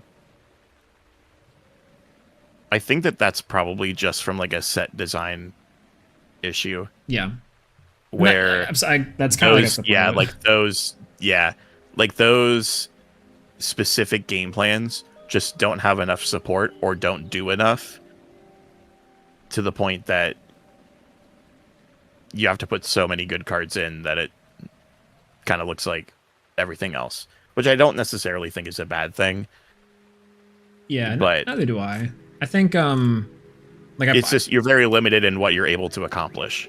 I completely agree. Like there's I put it I think in this slide. It was like the 3-drop to Don't Stop. It's like I made this point back in December. I definitely missed this part of the lecture. Oh, I had so I dug up this and it's called the Fives Dilemma again, because I was like why did I make this?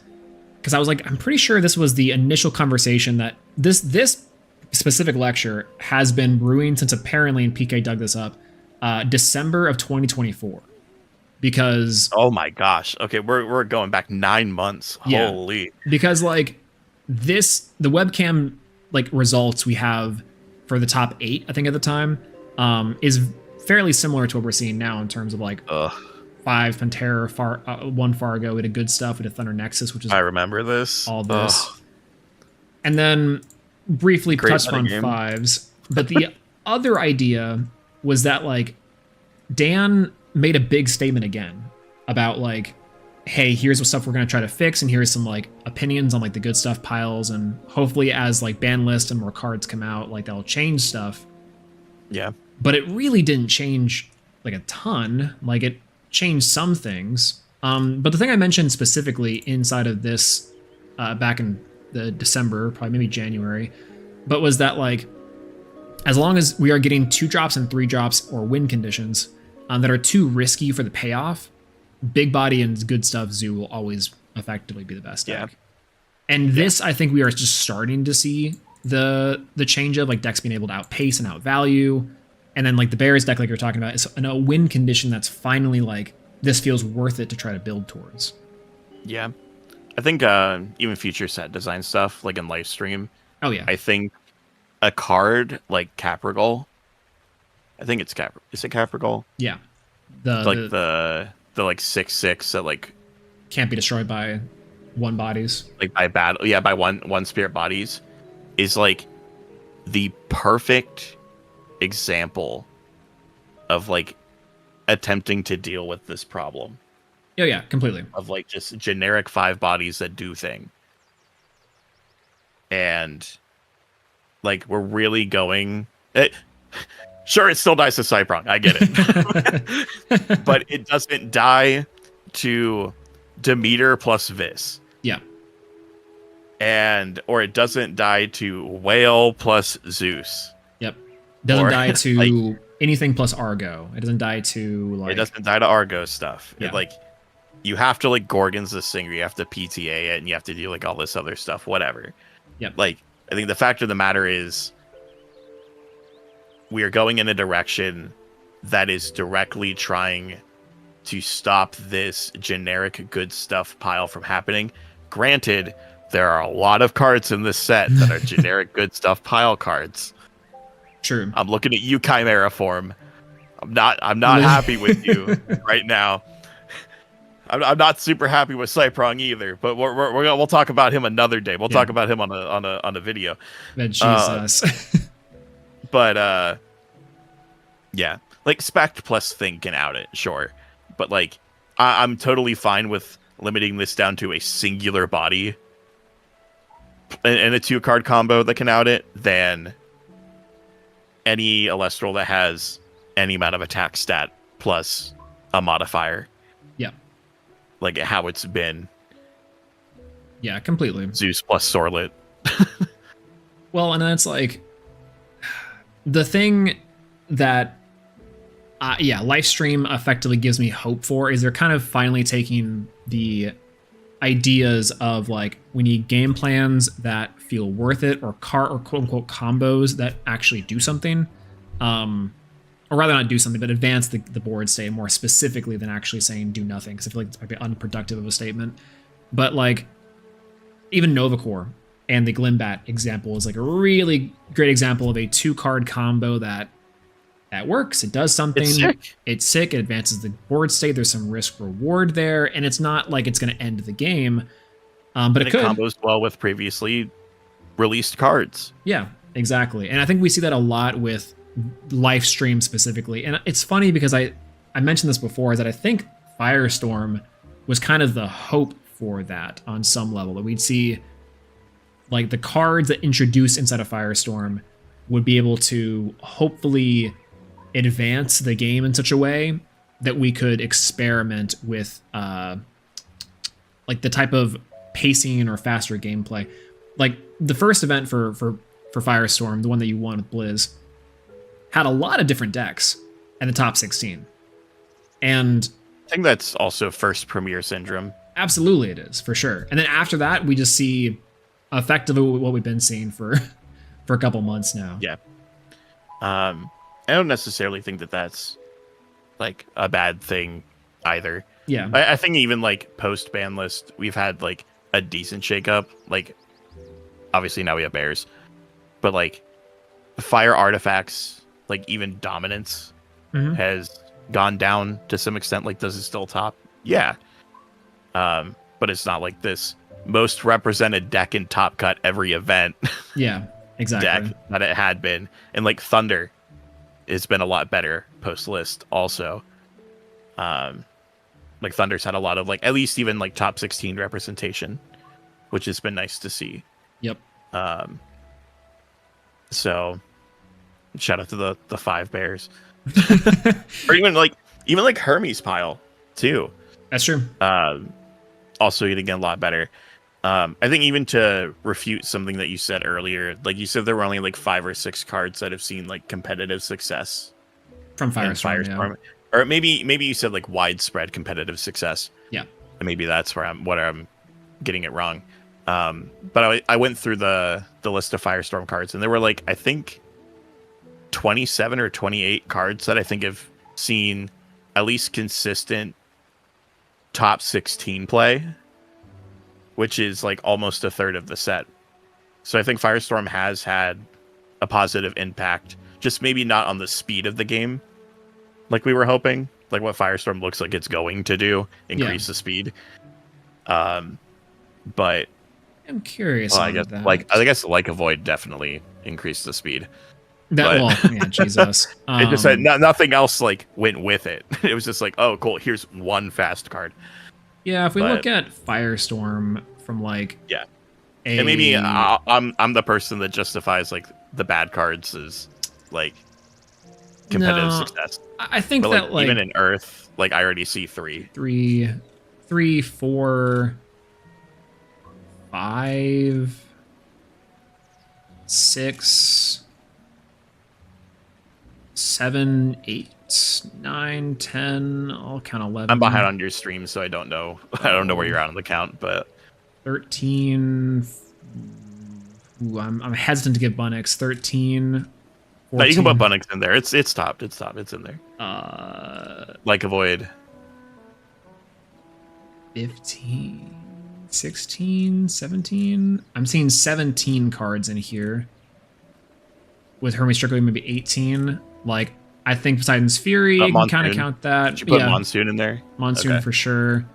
I guess technically we can count Champ Plucky. Exaltus and Plucky.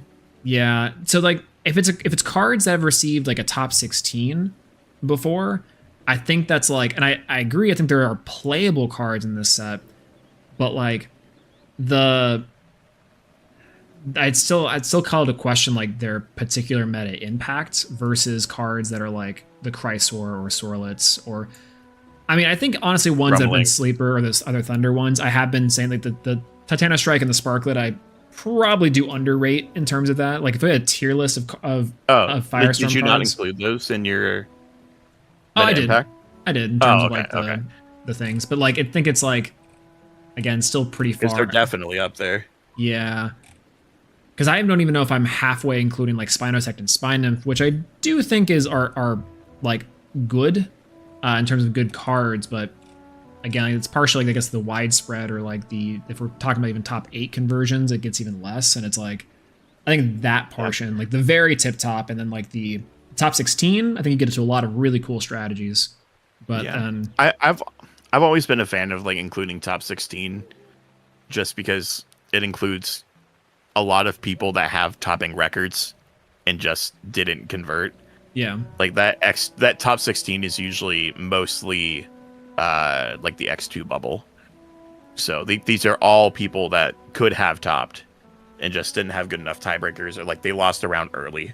Yeah, I think to the point. So Art brings a point of this, like, are you afraid to put Bunnix? Didn't Nyx win? Yes, but I also know from Perky that Perky cited out the Bunnix package every time.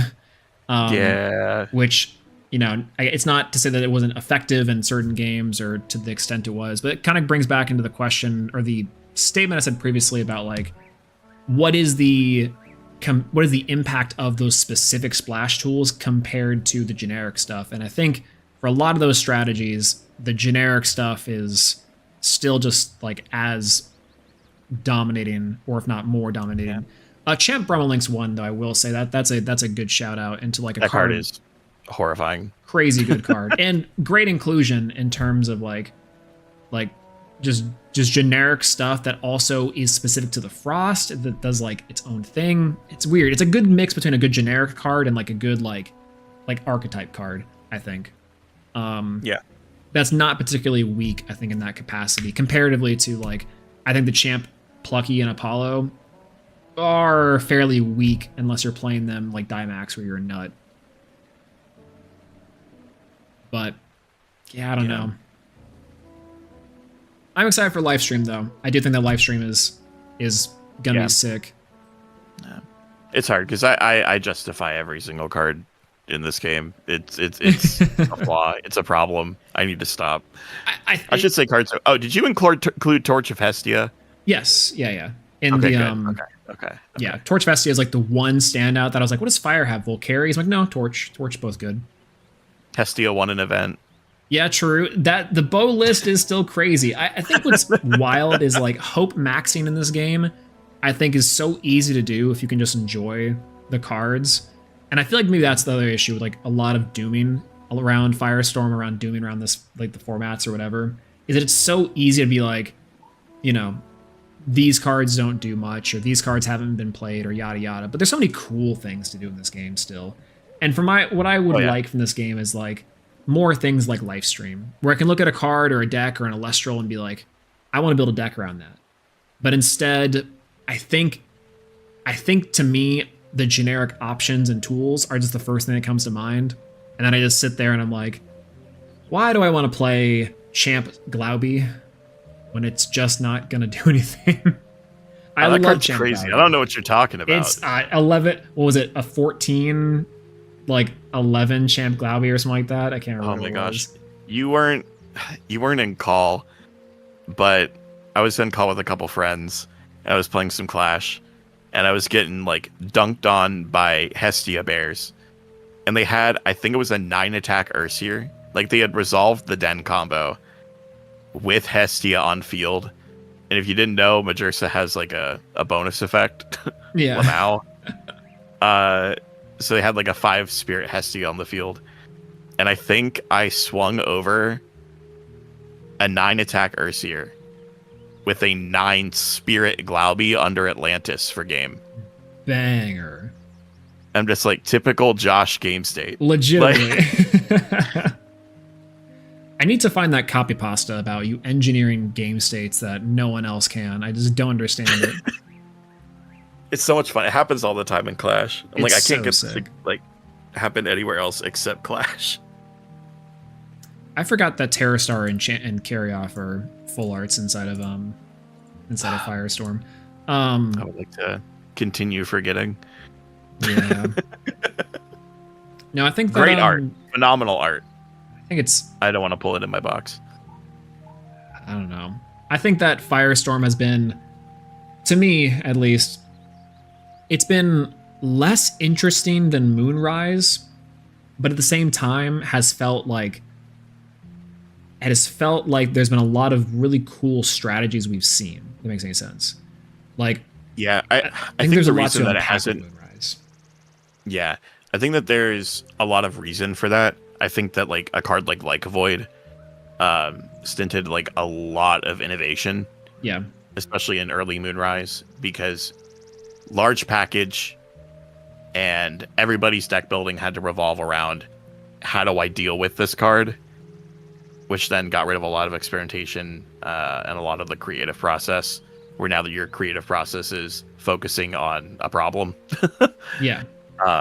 And now I guess maybe we have not necessarily the same type of issue, but now it's how do I out Majursa? How do I deal with Den combo? Yeah. Which honestly, which in also doesn't grand scheme of deal things, with is interesting, right? Yeah, no, I think it is really creative. And the regional that I had played, I brought bears again, shocker, but I got cooked one of the rounds because someone main decked P-Box, and the whole regional was Pantera and bears. It was like a phenomenal call, and I wouldn't be surprised if like this upcoming premiere is exactly that. It's just bears and Pent, and maining P-Box is just the greatest thing that you could possibly be doing.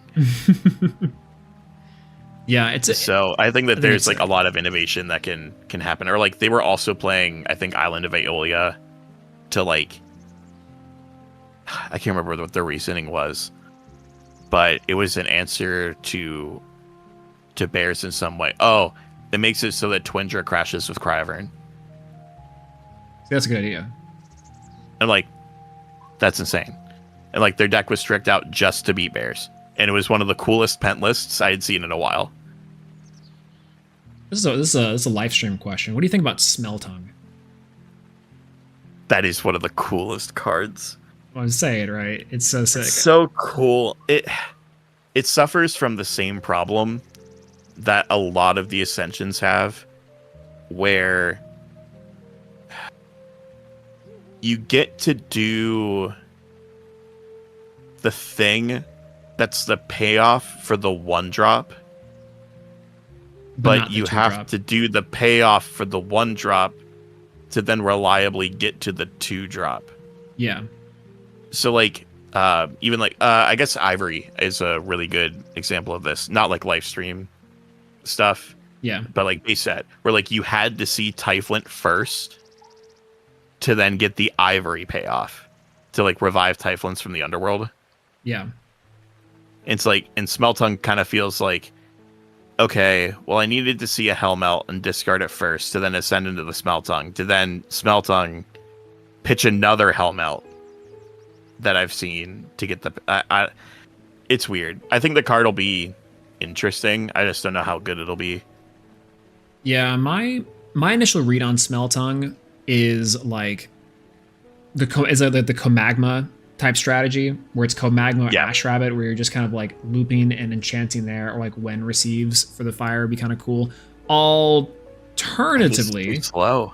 I think this is too slow. I think that I think it is too slow for sure. That's my issue, is that I'm like, I think there's a world in which you can play like I don't know where that slots in. I don't know where that comes in, but it's such a cool card. It's 8/3. It's a big body. It's got a cool design. Like, where's that full art? The full art's sick. In this makes me like so upset, but like Prototype Drops of Leave, which was just card destruction. Yeah, would have gone crazy in this deck.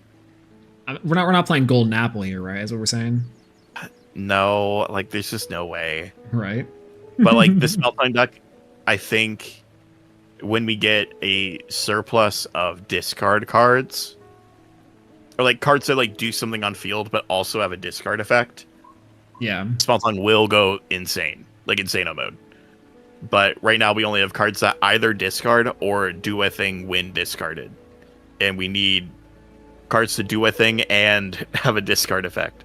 Yeah, because we have cards like Up in Flames too, which is like a really cool idea to pair with it. I do think it's really funny though, is that where is my Rise from the Shadows for Smeltung? Right? So you like pitch Revive? Yeah, because that seems like what the idea wants to be for the Smeltung. But I don't know. Or like there needs to be a rune, like a rune that pairs with Smeltung really well. Like a Smeltung specific rune. Yeah. Like well, I think that's supposed to be what the Up in Flames is supposed to be. It's like a we need a better one. not Up in Flames. Yeah, because you're Up in Flamesing, discarding Smeltung, you destroy the thing, you Smeltung to put onto Comagma or to Ash Rabbit, given you have one. But what other fire receives are there? Fire receives, it's Comagma, Ash Rabbit, and then Warmite. And Warmite. That's it. Yeah, not good enough. So there isn't receive payoff yet. Yep. Not good enough. Smeltung, my beloved. Oh, Cinder. True, it's for mill. Cinder. It's for mill. It's a mill card. It's a fire mill deck. Get me out of here. Wait a minute. Bo, you're so smart. Oh god. Wait a minute. Does Smeltung pair with Morfrost? That's a good point. I mean, all the Morfrosts have to discard other Morfrosts. Oh, if they're discarded off a Morfrost effect, effectively, right? Because the only one that doesn't do that is no, they all do that. Yeah, they all do that. Yeah, they all pitch a Morfrost. Dang. If Terra said pitch a card, oh my goodness. No thank you. Yeah. Wait, hold. What if it's a Fire Frost discard deck that you're playing like in Enfrostix, and you're just like reviving the Enfrostix guy with fire instead? Wait, what do you mean? The one frost. You play like a bunch of one frosts that you're discarding, and then you frost six them back. Doesn't in Frost 6 say you have to reborn it with Frost? No, it just says you have to reborn. You just have to reborn the. Oh, frost. reborn a Frost guy. Yeah. I guess you could. Yeah, it's bad, but you could. Yeah, it seems really bad. Don't get me wrong, it's bad, but we could. No, Smell Tongue. Well, I'll scroll to the water cards real quick. Yeah, Smell Tongue will be my pet deck, I think, for this. That'll be my white whale card. Oh, actually, hold on. Scroll down real quick. I want to shout out something. Yeah. The water artifact. Oh. Shout out to my shout outs to my Whalence believers. Necklace of Aphrodite is such a funny card. Artemis actually made this tweet that was like the rabbit and like just a bunch of the names. I'm like, true. That is so true. Good meme. Right. Good meme. Insane future proofing on this card. Right. I can't wait to Whalence my water opponent and mill their entire deck. Well, because that will potentially be the counter to the Aphrodite deck, right? Like, yeah. Like just straight up will be the counter to one of the best decks inside the meta potentially. Like, I don't know. Even then, like, you could alternatively like post back out like Ban Whalence. True. God, I want to know what the what's the Faunlet Ascension? Oh god, it's not revealed. It was in TP4, but it was you can search. Oh, okay. I just haven't seen it. Yeah, it was in. You could search a Terra Heart. That's what it is. You could search a lunar counter rune. Oh, okay.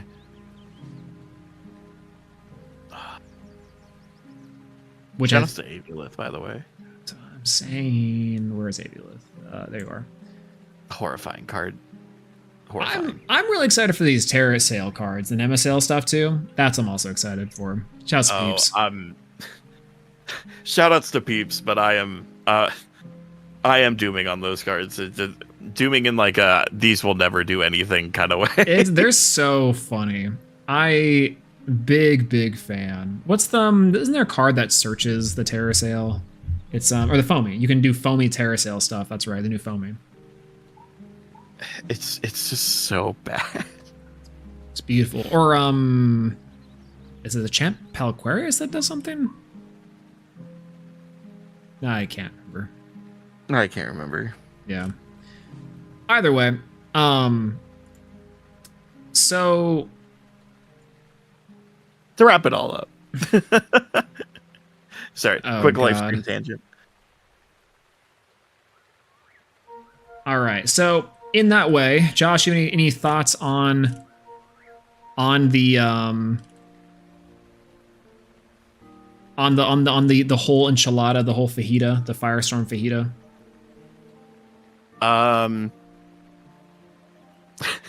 Sorry, I just saw Necro for the chair and I lost my train of thought. One of my most favorite things inside of this little presentation.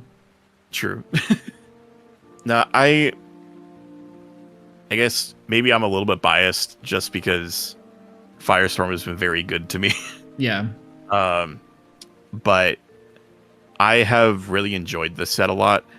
I don't necessarily think that a lot of the issues that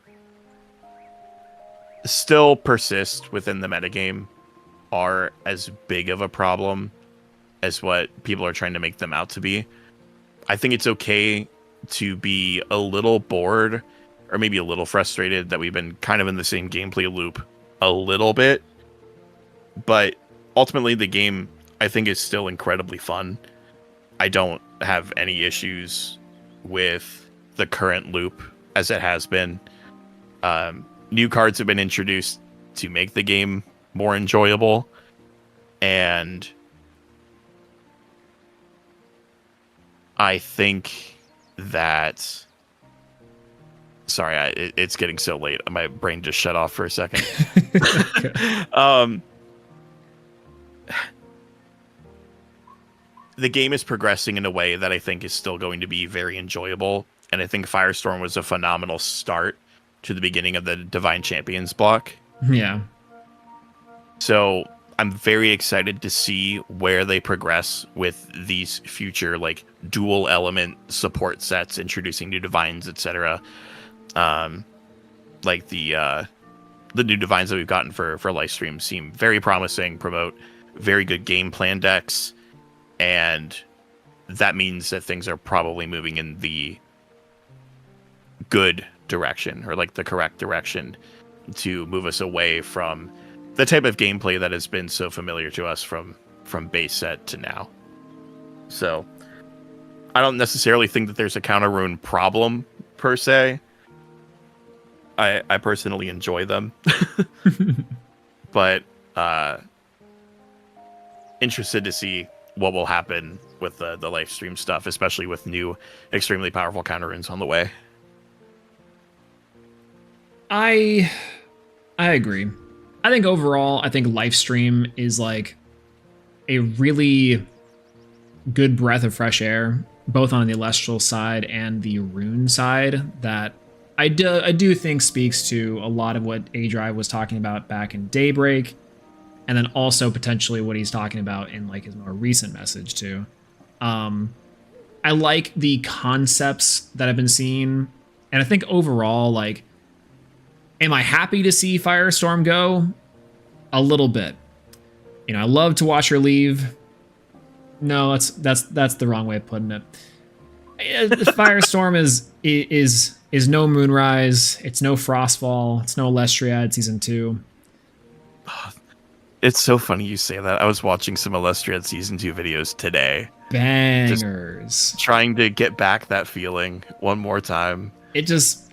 We're constantly trying to chase the high. And maybe one of these days, as I knock down a giant stack of cards from my desk, we'll get back to the same type of, like... I don't really know what to call that. Like... Magical. Magic, the same type of feel, the same type of, like... Yeah, this game is great, and also we're all just going around. We'll see. Elestriad Season 5, inshallah. True. Here. But, all right, Josh. Thanks for debating with me and for